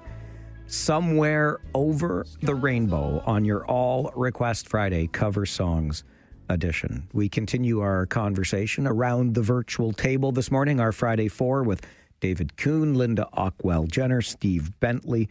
Let's talk provincial politics for a moment here. Marit Stiles had her 5 minutes of fame, shall we say, earlier this week when she called the Ford government, or the premier himself, corrupt, and was named in the provincial legislature. And then because she was named and did not withdraw, she was removed from the legislature. This is the kind of stunt that happens from time to time. But Ms. Stiles wanted to make it clear, or at least wanted to put out into the ether, that the Doug Ford government was corrupt. I think we all know it's not corrupt, but new polling suggests people are losing trust in the Doug Ford government. David, I'll start with you on this one. What's your take on how the PCs are doing? I'm glad I'm back so I can talk about this. I love provincial politics. But look, most listeners will know I'm not a supporter of Doug Ford. I used to be very involved with the PC party, and when he became leader, I left, and I had my membership canceled, and that hasn't changed. Look, I'll say this. I don't agree with everything the government does. I don't disagree with everything the government does. But I think the real issue is that Doug Ford stays in power because there's no real alternative. You know, the Liberals haven't had a clear leader since Kathleen Wynne. And while the NDP does have some good people, I'll be honest, I think they do have some good people. Ontarians simply don't see them as a government in waiting. And that goes back to Bob Rae. You know, it still colors how people see the NDP in Ontario today. And there's also the federal factor. With the Liberal governments in Ottawa, some voters naturally think, you know, they want to counterbalance in Toronto at Queen's Park. Even if they're not fully enthusiastic about the provincial PCs, that's how they look at it. And I think we also have to give the Premier some credit. Ford is very good at retail politics. He knows how to distract, you know, whether it's speed cameras.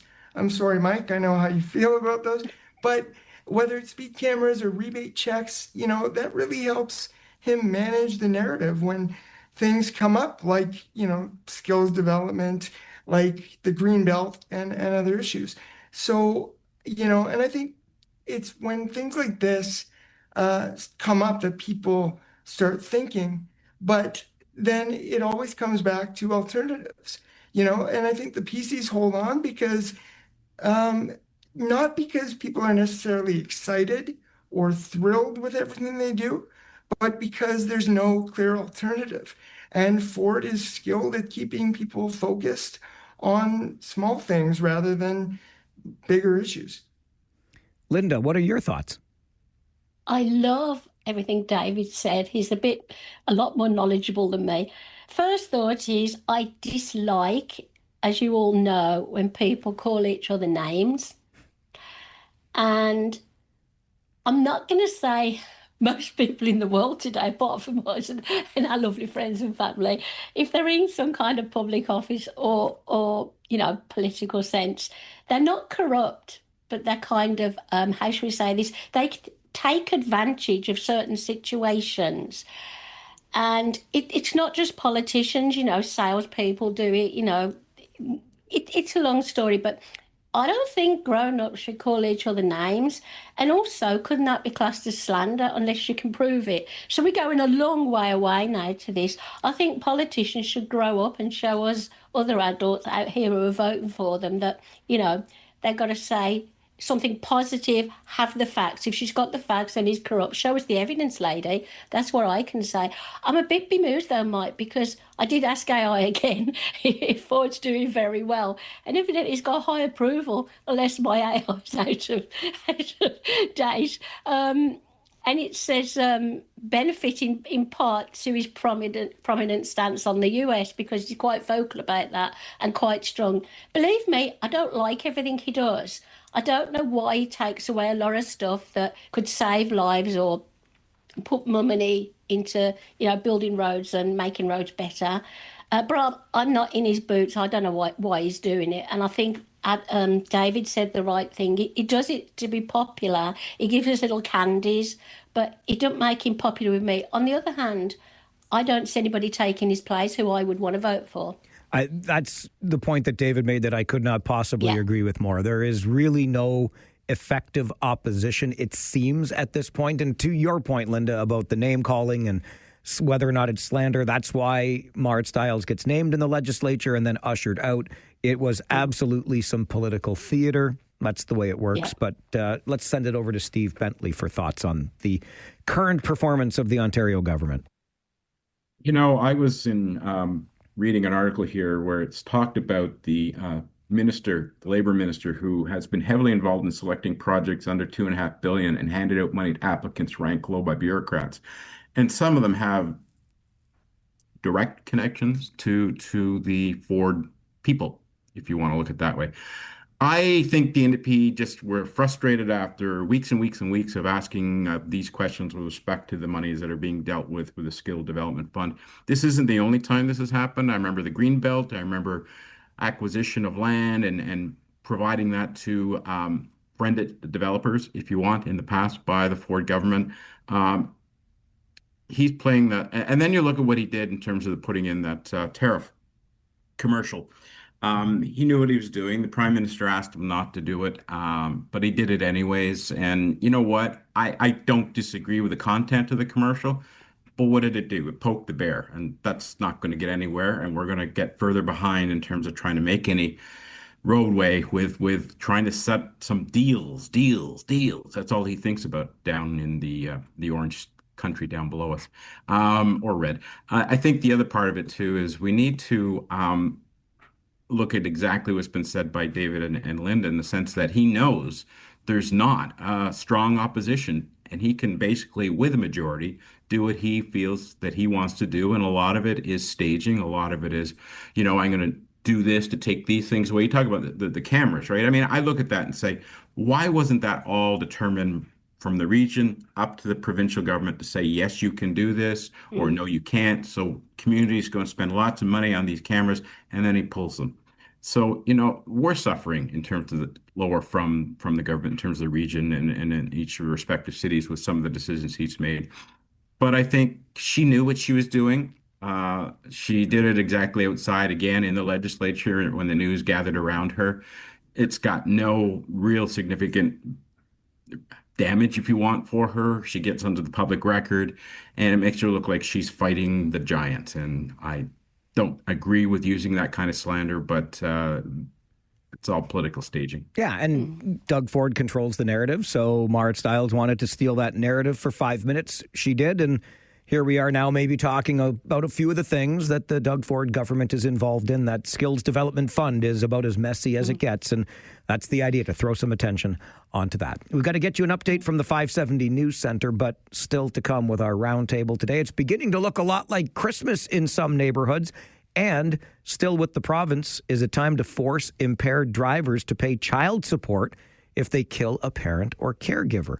We'll talk about that as we continue the roundtable this morning on the Mike Farwell Show. 570 News Radio and Rogers TV. When the night has come and the land is dark and the moon is the only light we'll see. No, I won't be afraid. No, I won't be afraid. Just as long as you stand by me. And darling, stand. Oh, that is not Ben E. King. It's John Lennon. And Stand By Me on this All Request Friday cover songs edition. Mark wanted to hear that one, and your request is our command on All Request Friday. Also on Fridays, it's our Friday for Roundtable, a discussion of the week's big stories. Joining us around the virtual table this morning, we have Steve Bentley, Managing Principal at Northern River Financial, Linda Ockwell-Jenner, the President of MotivationalSteps.com, and David Kuhn, who is the former Board Chair at KW Accessibility. Let's move to a different area of provincial politics. No matter how we feel about what the Ford government is doing, it still holds a strong mandate, majority mandate, that is. And the latest proposal, Steve Bentley, is to force impaired drivers to pay child support if they kill a parent or a caregiver. What do you think of this idea from the Ford government? Optics. I think it sort of ties in line with what we were just talking about. I'm not talking about the issue per se, but just the timing of talking about looking at an alternative. And I think the thing that troubles me is what they're looking to is what's happened in Texas with respect to what they call intoxicating manslaughter. But that said, it leaves a lot of, and of course, an article from City News was echoing the fact that this is coming just to the busiest season of the year in terms of travel. A lot of people are in cars traveling, and there's a lot of people who have lost their lives and people who, by no intention of their own, have suffered family tragedies, and really makes it very, very difficult for a lot of them to pick up the pieces. Of course, I'm going to echo that everybody should have proper life insurance in place, but not everybody does, and that shouldn't be the fallback. The fallback should be some kind of severe penalty for people who are getting in their car, they're drunk, and they're driving. And I go back to a case a couple years ago where there was a very wealthy person behind the wheel. It ends up that a parent or grandparent and 3 children in that family were killed when their van was hit. And there was no issue for him because he had money in his pocket, and it didn't really matter if he went to jail or not. He'd fall back into that life if he wanted to. But what happens to that family? I don't think they can ever really find a way to move forward easily or the way they absolutely were. So let's look at alternative penalties that are much more severe and would hopefully create a deterrent for people getting behind a wheel when they've had too much to drink. And I think that's the problem. You can put laws in place because people don't think they're going to happen to them. And, I'm just going down a few blocks. I've only had a beer or two. You never know because there's other factors at play. And that's the thing, it's not a question of their intent. It's a question that their actions have caused detrimental harm to families. So in terms of supporting the issue, I think we should explore options. I don't know how, and I don't think they've really come out with the specifics in terms of how they would apply legally the imposition of having to carry payments for children who are, families who are lost or children who are left and losing support payments coming from whoever. I think that's an option, but I'm not sure legally, and they haven't talked about that really, how they are going to do that. That same wealthy family that you referenced in that crash on the 400 some years ago, I believe, used some of that wealth to name a hospital wing or a room in a hospital. It's tough. It's tough. And this, I would like to think, is a deterrent. One of my biggest pet peeves is people, I just think the penalties are not nearly severe enough for drinking and driving. You make a conscious decision to do it, you can plan better, but I'll just leave it there because I want to hear from my panel. David, you're next. What do you think of this suggestion by the Ford government?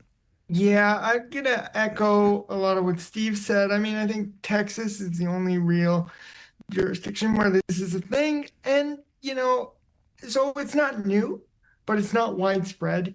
And I'll preface this by saying, look, I think there needs to be more support for victims who lose loved ones at the hands of illegal acts. I really do.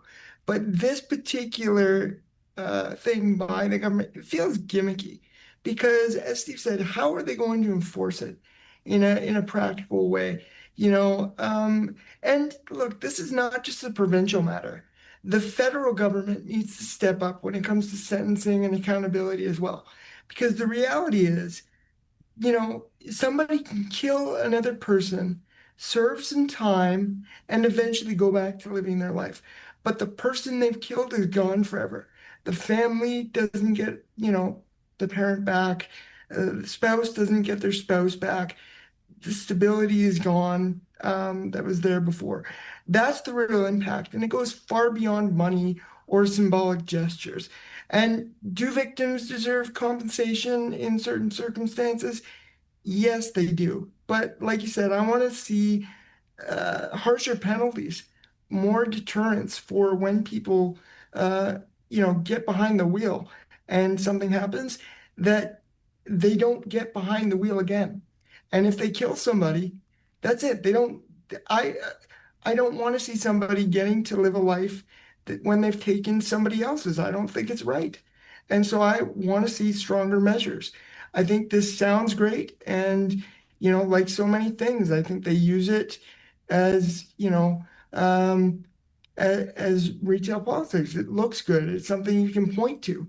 But what does it actually do in the grand scheme of things? Probably not a whole heck of a lot.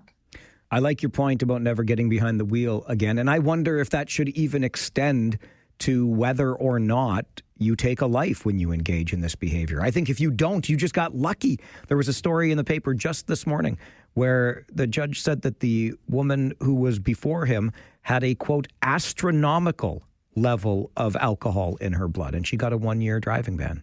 So 366 days from now, she can drive again. And I wonder about that a little bit. But Linda, your thoughts? Oh, whoa, this is horrible. I agree with Steve and David and everything you've said. It should be a harsher penalty. So if you kill someone with intent, if you murder someone with intent, you should go to prison. That doesn't always happen and they sometimes get out. But we're talking about if you kill someone because you're over the limit or you're driving badly, say you're racing somebody and you kill somebody, you should go to prison and you should serve a sentence longer than 6 months or a year, because as David quite rightly said, that human being will not be living a life, and that family of the human being will be suffering for the rest of life. So what I want to see tougher laws about the government taking money. It could be done. It's like child support. If the husband or the wife doesn't pay the child support, they take it out of their earnings or their ODSP or whatever, There's a way to that, but that's not the answer. Money is money. Losing a life is something you'll never get back. So I want tougher laws. I want somebody who's drinking and driving in particular, or on drugs when they're driving or driving down. So I want them to go to prison for a long time. And then when they come out, I don't want them to drive a car again. I mean, they'll probably do it illegally, so then they should go back in prison, So, no, they shouldn't drive again because I've taken a life, and this upsets me a lot. And MAD, the Mothers Against Drink Driving, they agree with anything at all that's going to try and help the situation. But I don't think it's a money thing. It's about harsher laws and go to prison, serve a sentence for a long time. Something that occurred to me, and I have no idea, but maybe one of you will know. Might this just not end up being a part of insurance policies? Because if somebody doesn't have the financial wherewithal to pay the child support, would that not then be embedded in insurance, which means for all of us, our insurance rates go up? I don't know, but I wondered about that. No, it shouldn't be, Mike. I don't want it to turn into a money thing, it's not good enough. So if they haven't got the money, they should be in jail. They should be in prison anyhow. So the family, the victim still doesn't get any financial compensation then, but they just go to jail, maybe. So if you're driving a car and you kill somebody, it comes out of your insurance, doesn't it? Well, that's why I wondered the about car that. the car insurance, Yeah. though, not the Yeah. You know what? It's a mess. It's a mess. And I won't even have one drink and drive, not because I've ever hurt anybody, because I know my tolerance for alcohol. And, I try and drive safely. I know your tolerance for alcohol, too. I saw you at the big house party the other week. Oh, dear. Linda Ockwell-Jenner, Steve Bentley, and David Kuhn with us on the Friday 4 Roundtable this morning. We'll take a break. When we come back, is it too soon? I mean, come on. We're like a month and 4 days away from Christmas.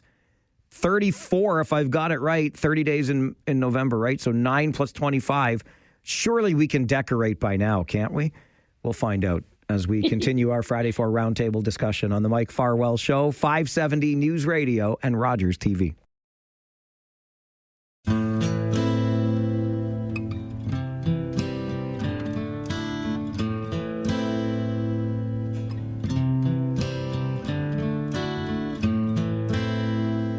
I hurt myself today to see if I still feel. I focus on the pain, the only thing that's real. That is not Trent Reznor and 9 Inch Nails. It is the Man in Black, Johnny Cash, covering Hurt on this All Request Friday cover songs edition. Andrew and Ron both wanted to hear Johnny Cash's cover of Hurt. So there you go. Our Friday 4 Roundtable is something that we do every Friday from 11 until noon, talking about the week's big stories. And I added this one to the list because this very week, I had a guest in studio. In fact, I'm going to name names. Rob Deutschman was here in studio with me, and I had explained how the weekend prior, I was out getting the Christmas lights hung with care from the eaves on the Farwell house. And Rob said, too soon. You don't put those things up until December the 1st. I'm not so sure about that, but I thought, you know what? With my esteemed guests on the Friday 4 Roundtable today, Linda Ockwell-Jenner, David Kuhn, and Steve Bentley, we can arrive at an answer for this. Linda, I'll start with you. I mean, listen, Rosie the pandemic pup and I get out for walks every day. The inflatables are inflated. The lights are hung and brightly lit. Is November the 21st. Is this too soon, Linda? No. And David, I love your background. I did that with this question in mind. I knew you did, no. Kuhn. I knew you did, you son of a gun. That is very good. So Dave and myself have normally got all our angels and deers and lighted animals outside, and people come to see our decorations because we have a lot. We've normally got them out by now, but we went to see our grandson play hockey last week, and that's more important. And the weatherman said today on the news that tomorrow, this weekend, is the only time we're going to have to do it because the weather's going to get bad. So guess what Dave and I are doing tomorrow? We're putting all our outside decorations up. Is it too soon? I just wish, everybody's got an opinion and they can have an opinion, but nobody should say you should not do something because in this case, it brightens up the community, it brightens up our lives, it brightens up the darkness. And why can't we look forward to something? We've had a terrible year, haven't we, what with everything going on? So be quiet, everybody. Linda says you can put your Christmas lights up whenever you like. I do find it more and more difficult in my advancing years to tell somebody what they can and cannot do. I mean, if it fills your heart with joy, just go ahead and do it. I heard all the comments/complaints when Christmas commercials started airing too soon for some's liking. I remember, is it too soon for pumpkin spice latte, etc.? I will say, I don't mind subscribing to the idea that at minimum, and I'm all for getting them hung and the decorations ready when the weather is still at least half decent, by all means. I think it's nice. It would be a good gesture to wait to light them up, to turn them on until after Remembrance Day. But maybe, I don't know, that's just me. Yes. Steve Bentley, I'll bring it over your way. Oh, boy. Well, I was going to ask you a question first, Mike. Did you actually take your lights down already? Yes, I did. Or you put them up again? I did. I always do. Sometimes it takes me a long time. One year I got Farwell for hired in May to take down my Christmas lights. It took me a while that year. But yes, I do take them down in between. And you know, Linda's got more than one Christmas tree. Oh, yes. So those little nuggets in. I think the only thing I like to see is after November 11th. Yeah. Because that is an earmarked day for remembering our veterans, remembering what we had happen to our country back in the Second World War, particularly, and there's other conflicts and things where, you know, we've been seeing a lot of these gentlemen and some ladies obviously pass on, and we need to remember what they did for our country. And so I don't like the conflict of Christmas decorations going up before we actually have been through the Remembrance Day ceremony. So from then on, do what you like. You know, everybody's different. Everybody does it to a certain way. We've scaled back a lot because we're traveling a lot. So, you know, we put the token tree up in in the living room, the wreath on a door, and up north, of course, we do some decorating because that's where we tend to spend time. But, you know, I think we get carried away with this is what other people should do. And I don't really like that. I think people, and there's a lot of different ethnicities. So there's a lot of different ways that, you know, this season gets celebrated or not celebrated. So let people who want to and who are following the Christmas tradition do that in the way that means something to their family, because I think it's important. What it does bring is not the commercialism as I see it. It's this celebration. It's getting together with family. It's getting together with friends. It's remembering and actually finding some time to be peaceful. Gratitude kicks in. I just think we need to reflect on that because we have a tough enough time as it is getting out of the gate January 1 right through until the end. I wish we didn't have to just rely on one period of time in the year to do that. So I'm fair. You know, just let people do it as long as, in my perspective, waiting after the November Remembrance celebration. I don't like to use ceremony. Okay. Whatever the word is. And over to David Kuhn, who made sure his background was very festive today. Yes, yes. For those looking on Rogers, they are watching on Rogers, they will see. Look, I honestly, when I was told that, when I was asked to be on the show today, I hope we would debate whether Die Hard was a Christmas movie Oh my or not, gosh, but, Kuhn, honest to goodness with you, buddy. But that's okay. That's okay. It is. I know why you don't want to fight me because you know I'm right. But yippee-ki-yay. Exactly. To the actual question though, I don't really care when someone starts decorating for Christmas. If it makes you happy, like others have said, go for it. After Remembrance Day, I agree. I think it feels respectful. And after that, decorate however you like. Whether that's putting inflatables, wreaths, stuff on radio station doors. Again, that's another dig at Mike for. I've got a bow. I got my own bow. My beloved had to buy me a bow because the damn station only gave wreaths to the country station and chime. I'll tell you, no respect around here. I got to decorate my own door. That's fair. But you know what? I will just say what gets me is how soon they start putting stuff out for every holiday in the stores. That's what gets me. You don't finish one holiday before they start putting stuff out for the next. So, but no, if you want to decorate for Christmas, do it. Have fun. The other thing that occurred to me last year, and Linda, you kind of alluded to this, and I intend on doing it again this year. And I think it comes with the older I get, the more difficult a time I have with the time change and the darkness.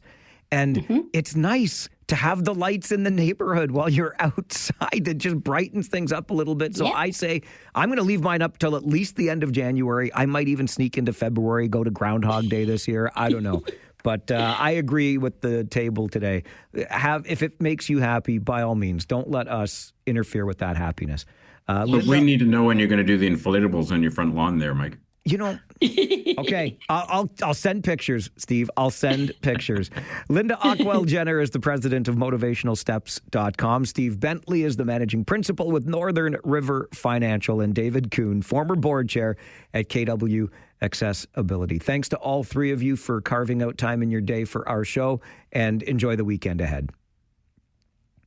Bye. Have a good weekend. Care, everyone.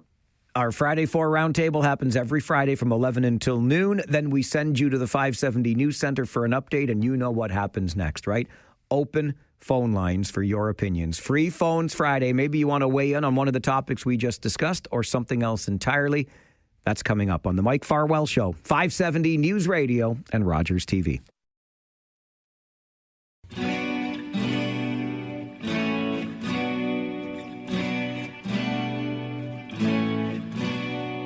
Take me now, baby, here as I am. Pull me close, try and understand. Desire's come, here's the fire I breathe. Love is a banquet on which we meet. Come on now, try and understand the way I feel when I'm in your hand. It is an all-request Friday cover songs edition. And Greg wanted to hear Keel's version of Because the Night. That's how it works on All Request Friday. You make the request, we play a bit of it for you. Keel's version of Because the Night here on your All Request Friday. There are a lot of things that we do consistently on Fridays. We play our not $1 million question at the beginning of the show, always have some fun seeing if we can come up with the answer and gain the undying respect of the Farwell's force here on the show. We have the Coaches Show with Rangers head coach UC Ahokas. We have our Friday 4 roundtable. And at this time, every Friday, the phone lines open, and I mean wide open, to hear directly from you. Free phones Friday. All you have to do is give us a call. 519-570-2545. Star 570 and 1-800-570-5715. Phone lines already getting busy. I'll get right to them. Just remember, if you try one line, you can't get through. Try one of the other lines. It's a sneaky way in the back door, if you will, and we'll get your call on the air, too. We love to hear as many voices as possible. Steve, start us off on Free Phones Friday. Hi, Mike. Hello, How are Steve. ya? I'm great. How are you? Not too bad. I'd just Good. like to ask you, Mike, with the Rangers season approximately 1/4 of the way complete, I'd like to ask your opinion. How do you feel that the Rangers' performance has been up to this point in the season? Steve, may I say, first of all, how good it is to hear your voice, sir. Thank you, sir. Thank you for calling, and I'll let you go and free up that line and answer the question. I think the Rangers' performance has been excellent. I know that the expectations for this team coming into this season were sky high. That's what happens when you win 47 games and put up 100 points a season ago. The Rangers are having some trouble scoring goals. I get that, and I think it'll come around. They're generating plenty of chances. It just means they've got to finish a little bit better. But being around this team and this coaching staff, like I have been for the past couple of years, it's a great staff. It's a great group of hockey players that play the game the right way. They play an honest game, and I like that a lot about them. So I am not as concerned as some might be with the Rangers, place in the standings right now. It's very crowded in the West. It's not an easy game. There are no easy teams, right? Not many easy nights. Certainly not tonight against the Ottawa 67s. But aside from not scoring as many goals as they would like, this team does not give up many chances. And again, it plays an honest game. I like that about this team. And I think when the end of the season rolls around and all the dust settles, you're going to be pretty proud of these Kitchener Rangers. That's my take on it, about 1/4 of the way through the season. Preston Paul is next on Free Phones Friday afternoon. Paul. Good afternoon, Mike. Number 45. Farwell's Force official member number. Attaboy. Yeah. You're talking earlier about your favorite episodes on what to watch, and I can't think of anyone particular, but Cheers, Bugs Bunny, and Roadrunner Hour Show, All in the Family, they're all good ones. I love those. I found a list from Rolling Stone, and I mentioned that before, top 100. And so many of the shows they mentioned, I didn't even know what the shows were, Paul. Neither did I. Yeah, so I'm with you. I go back to Cheers. I go back to WKRP. I go back to Happy Days. I mean, if people today don't know where the Jump the Shark reference actually came from, I mean, come on. How about Dukes of Hazzard when Coy and Vance came in to take the place of Bo and Luke? I don't even remember that. Anyway, I know what you're talking about. You got to go back into the good old days. Yeah, I want to shout out to Guelph. Congratulations on them getting the Memorial Cup. And you have a good night tonight, Mike, and we'll talk to you again. Thanks, Paul. I will look forward to our next conversation, and I will have a good night tonight. Thank you very much. Rangers, 67s, game day, baby. It's always a good day when it's a game day. Tom, good afternoon. Free Phones Friday. Good afternoon, Mike. I'm going to talk to you about something I suspect you've never heard before. I know you're fascinated with hockey, and I would have loved to play hockey growing up, but I didn't grow up here, so I only learned to go forward. I never learned how to stop. But the thing that I think will fascinate you is, have you ever heard Hockey Night in Canada played in an orchestral arrangement by 16 guitars? I don't think I have, Tom. Now, do you think you might like to hear that? Are you going to play it for me? Well, if I had 16 guitars with me, I could. No, but I belong to the Kitchener-Waterloo Guitar Orchestra, which is a rather unique ensemble because there aren't too many in the world. But we have an arrangement of Hockey Night in Canada, arranged by our musical director, Marietta Stevenson, who teaches out of Laurier, and we're putting on a fundraiser on the 7th of December, and we're going to do that.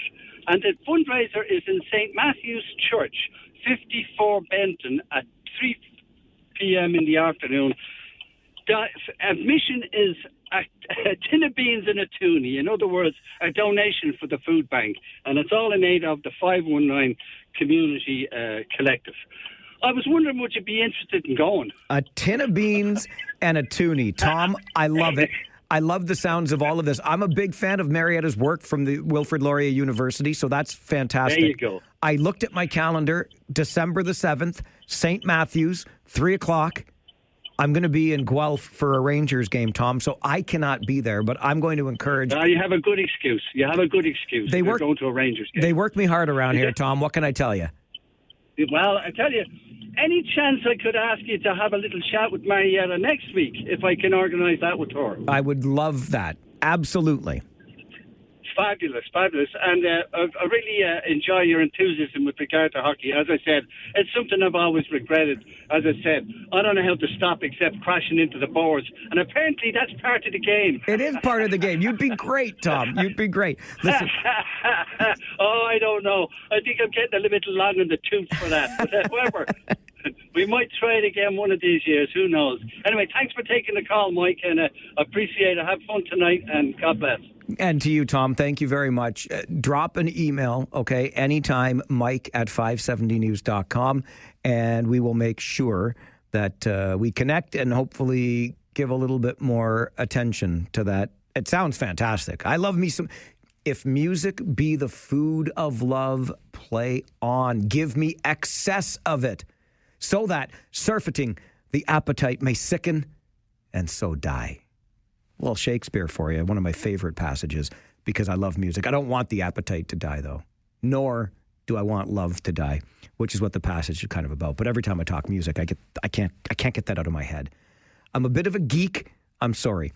Tom, make sure you drop an email, okay? Mike@570news.com. We'll make sure we give some more love to the performance on Sunday, December the 7th, 3 p.m., St. Matthew's Church on Benton, downtown Kitchener. A tin of beans and a toonie, and you can hear that 16-guitar orchestra perform, among other things, the theme to Hockey Night in Canada. Gotta love it. A lot of talent in this community, a lot of goodwill in this community. Bill is next on Free Phones Friday. Hello, Bill. Hello, Mike. How are you doing today? Excellent, thank you. And you? I am well. I'm very well, thank you. Good. I would like to talk, if I may, a little bit on part of the program you had yesterday dealing with corporal punishment. Absolutely. I didn't catch the whole program. I caught it partway through. I don't know under what context it was brought up for. And I just, for clarification, I also attended Catholic schools for the most part, public 7/8 and high school. I also had experienced corporal punishment, which at the time I felt was unjustified, and even more so today. When I heard the nature of the program and the tales of physical abuse of students, I personally felt somewhat nauseated. I felt it was being presented as a fun trip down memory lane, and I don't understand that. The Catholic Church has such a long history of physical and sexual abuse, and it's still being revealed to this day. If we listen to the news of what goes on. They were at the forefront of the residential school abuses. How we as a province continue to fund this school system is a mystery to me. And perhaps that might be a topic for another day that you might want to consider.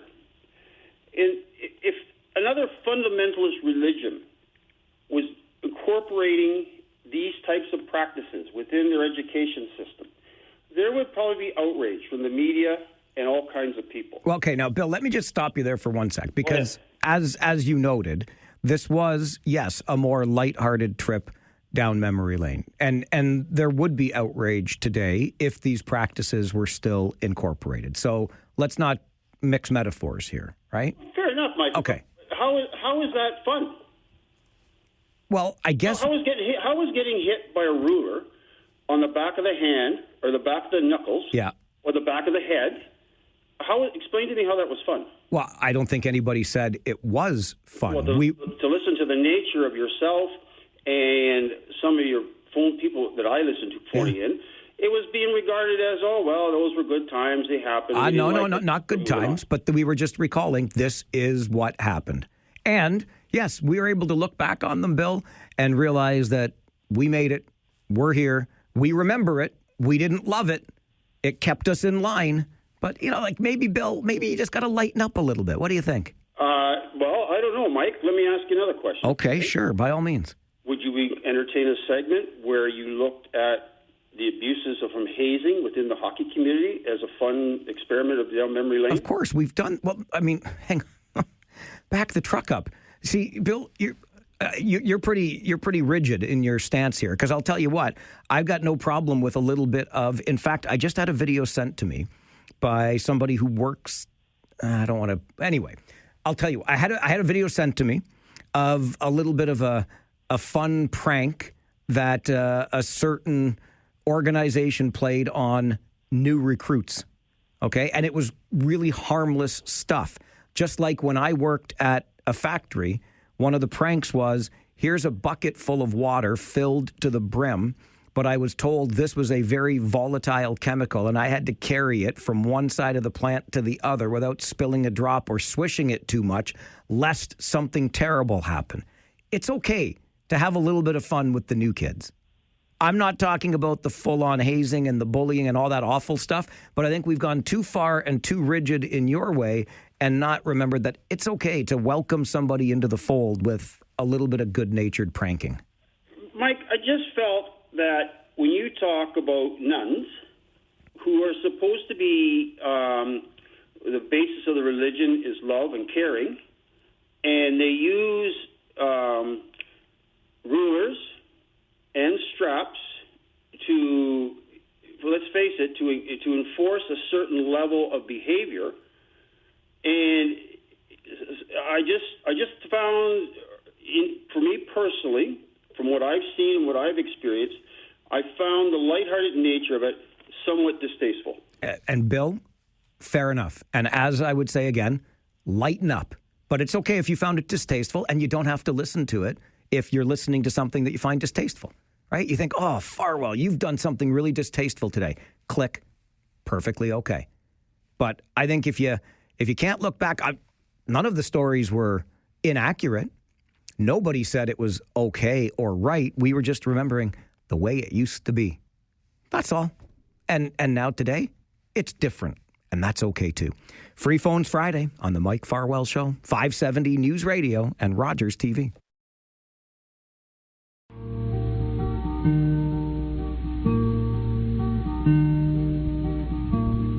Last night I had the strangest dream. I never dreamed before.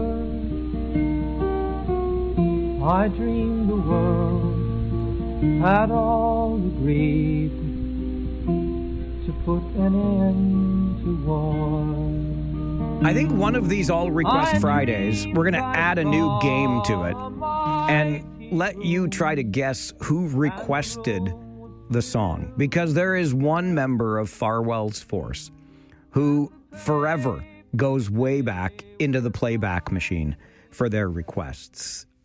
Last night, I had the strangest dream. This one from John Denver, the song was done by way too many people to, I think, list. However, we'll go back to Pete Seeger, who recorded it first way back in 1956. That's the John Denver version of Last Night I Had the Strangest Dream, for who else but our friend Francis, living out there in God's country.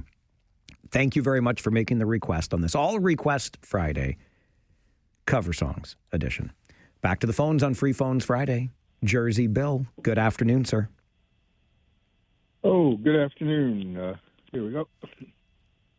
Just have to take you off speaker there. Yes. Well, talk about capital punishment. Well, I'm just simply going to go in another dark direction. What's happening in the States just gets worse and worse by the moment. And it's just a matter of doing things that have not been done before. We'll put it this way. Or if they were done, they were done quietly. Nobody would want to know about somebody who was attacking people that directly.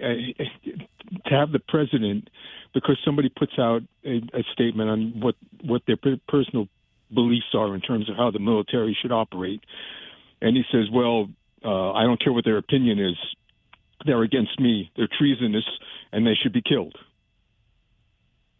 Sitting next to Mohammed bin Salman, right, who people believe has had a role in killing the journalist. Of course, the way he's treating journalists, that's one thing. But also, it's the Putinization of the United States. I'm going to destroy my enemies. I'm going to destroy the press. Anybody that stands in my way. This simply has to stop. It can't go on. And it's not just how it affects Canada and even how it affects the American people. He's setting in place things that the world may not recover from. And I'm sorry I have to be so dark, but that's just the way I feel.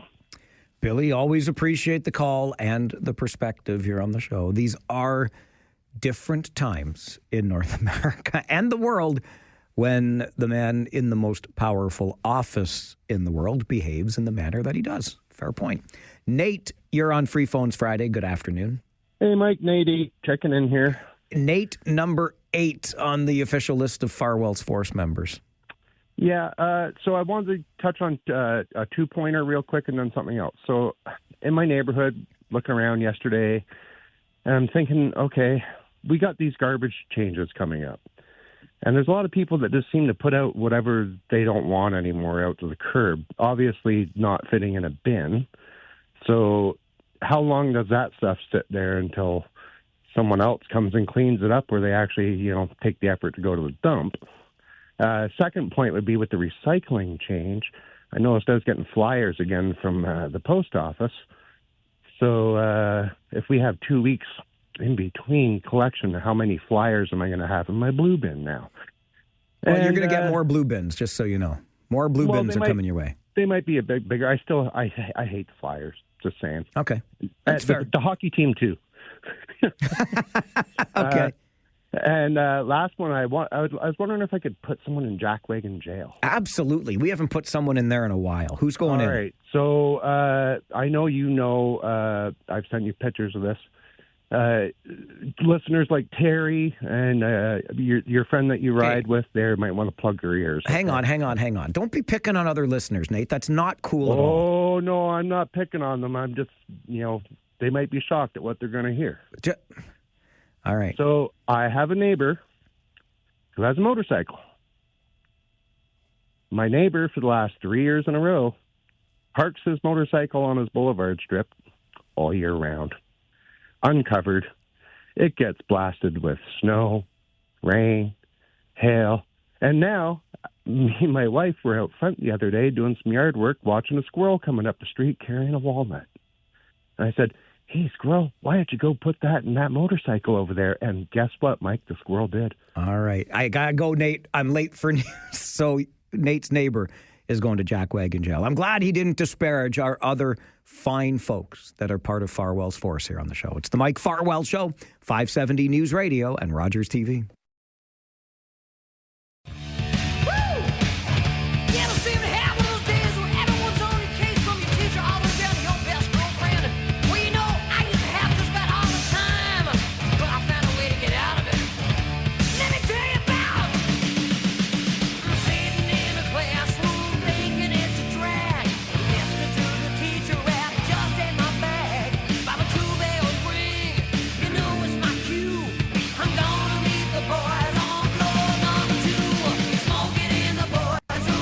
Motley Crue doing a little bit of Brownsville Station and breaking the rules at school, because everybody knows smoking ain't allowed in school. Smoking in the boys' room by request from Curtis, the Motley Crue version, on this All Request Friday cover songs edition. Fridays also mean free phones between noon and 1. Free phones meaning the lines are open so you can call in and have your say. Tom is next. Good afternoon, Tom. How are you, Mike? Good, thank you. Do you miss Marner? That's what we have? Not the only really. reason you watched the TV is because of that. Now we're at a stand-up. We got to start all over again. I don't think so. I don't think so. Yeah, like they're sick and tired of these guys when they come to talk and say, just keep it simple. You're in the NHL. You're supposed to have playmaking. You're supposed to have attacks and plans. And you just say, keep it simple or keep it up and down. I mean, I don't know. Hello? I'm still here. Yeah, so we're a long way off. The guy was the best playmaker. And look at it now. I think they're going to start all over again, and that's the best way to do it. Okay, listen, Tom, I totally get the frustration. I don't particularly miss Mitch Marner. I don't think that his departure from the Toronto Maple Leafs is the reason the team is having the trouble that it's having. I think injuries have been a part. The absence of Chris Tanev on the blue line, I think, is huge. Joseph Wall wasn't there to start the season. A few other things have been a factor here. I'm sure Mitch Marner's part of it. I would, and your talk about, what the players should do and how they should play. I think what we forget when we are so invested in our team is that the other teams in the National Hockey League, they're pretty damn good, right? I want the Leafs to win as much as anyone. I still tuned in last night. I'm loving what John Tavares is bringing. I still think Austin Matthews is one of the best players on the planet. I hope the Leafs don't blow this up and start all over again, because that would be, I know. It seemed like the old way was always another 5-year rebuilding plan. And then it became the Shanna plan, which clearly has not worked out. And I don't know what plan we're in now, but I hope it doesn't start all over again. I think we need players like Austin Matthews. I think we need players like Morgan Riley, and we just have to find the right mixture. The Blue Jays found the right mixture some way, somehow. I hope the Leafs can too. I'm still a fan, but I understand the frustration. Believe you me, it's tough, and I want them to win as much as anybody does. I promise you I do. Andre is next on Free Phones Friday. Good afternoon, Andre. Game day, baby. Game day, baby. No, but for the other ones. Mike, oh boy. So much to say, but I won't, because for other people, you were mentioning, I think I kind of screwed up when we mentioned about Brantford Hockey Club. What are they called? The Bulldogs. Okay, Bulldog. That used to be Hamilton, correct? Yes. So now, a player that I don't like, but I know a little bit of history because I think his mom used to live in Deerridge, and I did half the roofs there. But if I'm correct, But the thing is, I never liked the guy, and I thought that Todd Bertuzzi was the whatever he is on the Editor Club that you said. Wait, Andre. Andre, it's been 60 seconds already, and I don't know what you're talking about. I'm trying to say, it's Todd Bertuzzi. Who is he coaching for? The Cambridge Redhawks. Okay, so he's not coaching for the Brantford. No, Jay McKee is coaching the Brantford Bulldogs. That's right. I had it mixed up, and that's why I'm talking. You had Todd Bertuzzi and Jay McKee mixed up? No, I don't know who's the. It's not important to me. I know who's UC Okus, and that's all that matters to me. Good man. But the thing is that what I'm trying to bring is kind of like Dale Hunter and Tiger Williams that I said before they should meet up, and that's the past. Now, I thought Todd Bertuzzi was for that Brantford, and I was going to say get Chris Simon, but I heard that he suicided himself last year, and that puts a tear in my face because, yeah, he was playing for the right team. Andre, can I ask you a question? What's up? What have you been doing today? My chores and listening to your show every second of it because I got 5 Googles in the house. Do you do anything while you're doing chores and listening to this show? Is there an intake of anything, Andre? Oh, the doctor says I'm supposed to smoke 5 grams of weed a day, but I only do about 2 to 3. Have you done those 2 to 3 grams yet today? No, I did 1. You did 1 gram? I'm nervous. Okay, and it keeps you from being nervous. I try to focus because listening to... Do you think this was a focused phone call? Andre, do you think this was a focused phone call by you? A what? A focus? A focused phone call. Because I had a concussion, and now I'm learning to live in the present. And I want to say to Jersey Bill, I really love who you are, buddy. All right, Andre, I appreciate that. And the only thing I can possibly say in response. What you just said is one of the most insanely idiotic things I have ever heard. At no point in your rambling, incoherent response were you even close to anything that could be considered a rational thought. Everyone is now dumber for having listened to it. It is Free Phones Friday on the program, and we'll continue next to George. Good afternoon, George. Afternoon, Mike. You cracked me up. George, if I don't laugh, I'll cry. Yeah, you'll go home wondering, what am I doing? What kind of occupation am I doing? Exactly. I signed up for just think about that. I wanted to do this with my life, George. Let that sink in. Okay, why I called. This player in the Rangers, he doesn't get enough credit. I think he's undervalued. I love watching a kid. When he has a puck in his stick, I just love watching him play, and that's Tanner Lamb.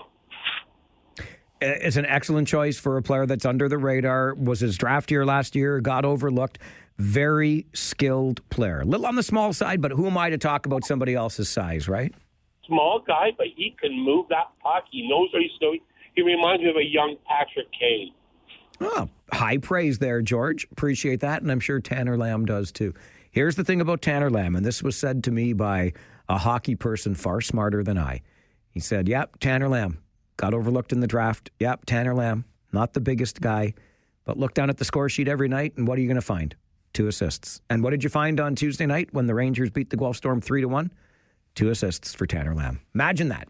Imagine that. Grant, you're on Free Phones Friday. Good afternoon. Long time no hear. Long time no hear, Grant the man. Well, what's going on with your Steelers? Last week I was listening to Take 5. I don't know this commentator's name, but he was a colored fella. Again, I don't know what the guy's name. He was getting a little excited talking about them about trade deadlines and wondering, well, what are they doing? Are they on vacation? Are they at the beach? Because they're not doing a whole lot of anything. You know, Grant, it's been a rough year for my favorite sports teams. The Leafs are having a slow start. And I'll tell you how I feel about the Pittsburgh Steelers. I am a lifelong Pittsburgh Steelers fan. Ever since the Steel Curtain, Mean Joe Green, Terry Bradshaw, Lynn Swan, Franco Harris, John Stallworth, You name it. Throw Jack Webster into there. Love me, my Pittsburgh Steelers. But I was very upset with the Pittsburgh Steelers making the decision to sign as their quarterback a human being who I do not have a lot of respect for in Aaron Rodgers. And this season has pretty much gone exactly as I would have expected with a bad human aging quarterback. So I, a few weeks ago, said I give up. I'm not paying attention to the Pittsburgh Steelers anymore this season. I'm not stopping being a fan. I'm just not giving them any of my time this year because they've upset me very much. So to answer your question, what's going on with the Pittsburgh Steelers? I have no idea. But I do know what's going on with our 570 News Radio Tree of Hope 50-50 raffle. I know that Lisa Blunden won the first early bird prize. Our good friend Lisa is now the proud owner of a Kitchener Rangers VIP experience. She won a stick signed by the entire Rangers team. She won a meet and greet one-on-one with a Rangers player. And Lisa Blunden has got herself a seat in the broadcast booth with me and Josh Piercy for an upcoming Kitchener Rangers game. Oh, yeah. And Lisa also still has a ticket entered into the grand prize draw, which will be a minimum $50,000. How do you like that? It's the 570 News Radio Tree of Hope 50-50 raffle in support of Family and Children's Services, Waterloo Region. You can get tickets for as little as $10, and you can get them by going online to FACS5050.com. FACS5050.com. Get your 570 News Radio Tree of Hope 50-50 raffle tickets and get in on the minimum guaranteed. It's going to go much higher, but already guaranteed $50,000 jackpot. And the next early bird prize, if you buy before next Friday, how about a pair of tickets to see the Jonas Brothers in Hamilton on December the 14th and $1,000 in cash? That's just the early bird prize.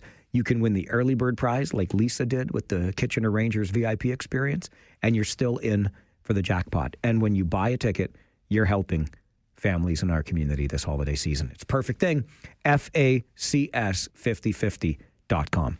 Free Phones Friday continues on the Mike Farwell Show, 570 News Radio and Rogers TV.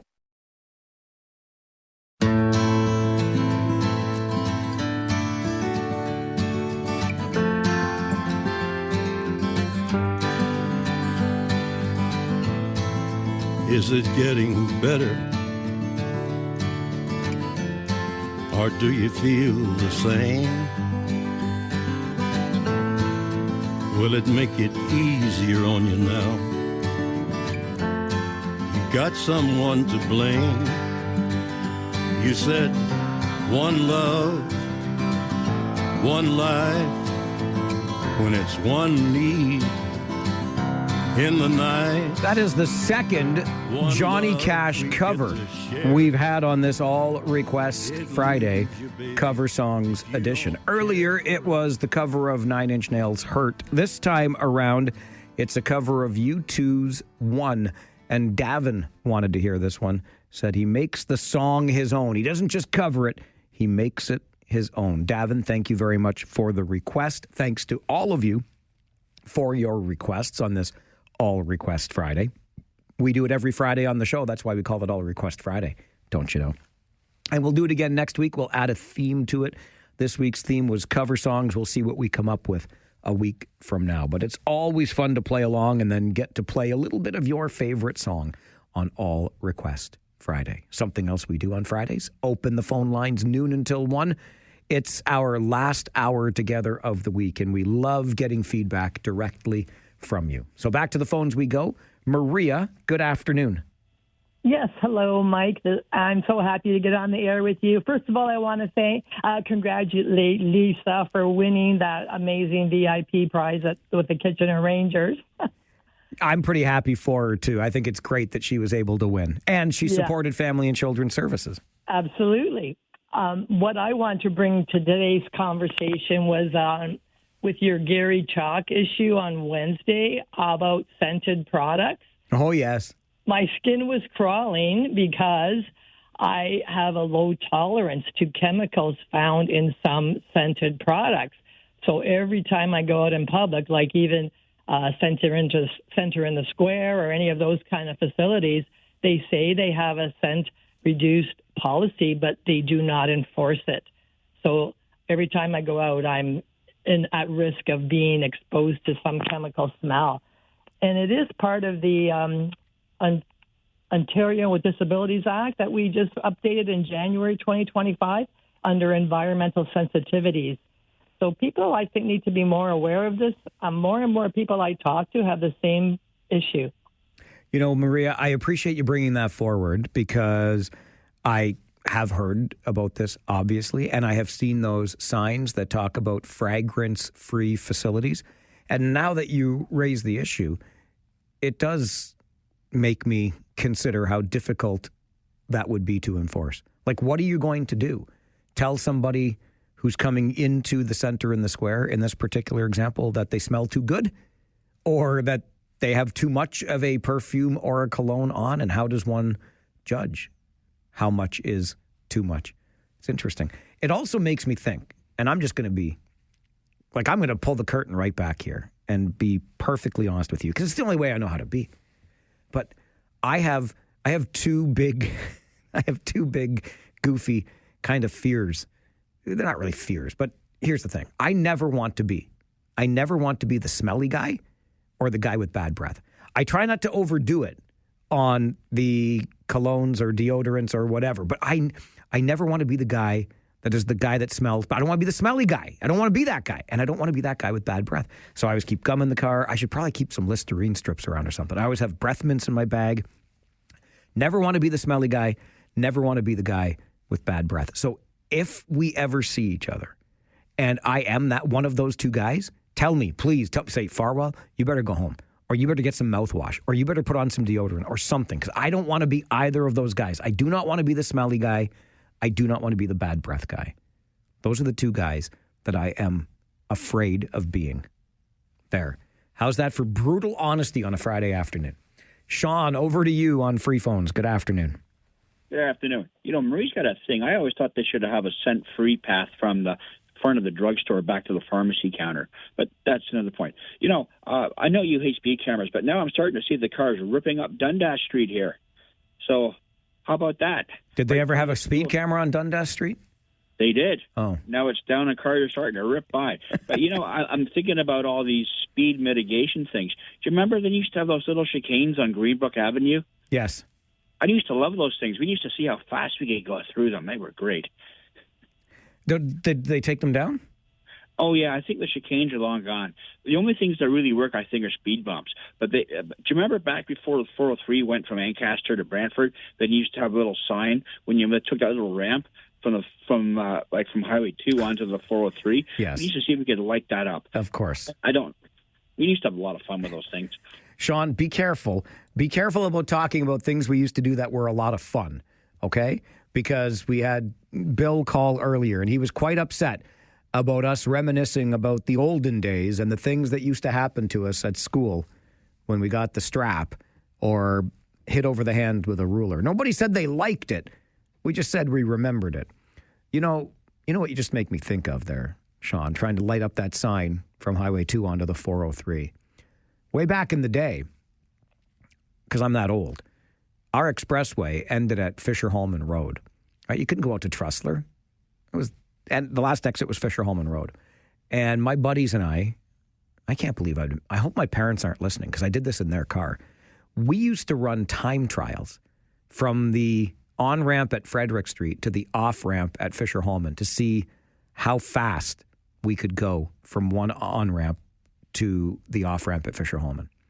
And whoever could do the fastest time won, of course. Like, teenagers are dumb. I was a dumb teenager. I didn't have the skill as a driver to be doing stupid stuff like that, but at least I did it at night.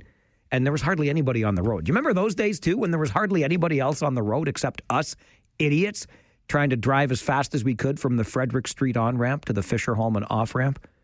I can't still get a ticket retroactively, right? That was so long. Like, we're talking 35 years ago. It's all the time we have on the show today. It's been great. Thank you, as always, for the entertainment and the conversation. I love it every day. And I'll come back at 9 on Monday morning, and we'll do it all over again, okay? In the meantime, please join me and Josh Piercy tonight at the Kitchener Memorial Auditorium. Harris Law pregame show coverage of your Rangers 67s game starts at 6:30. My name is Mike Farwell. Bye for now.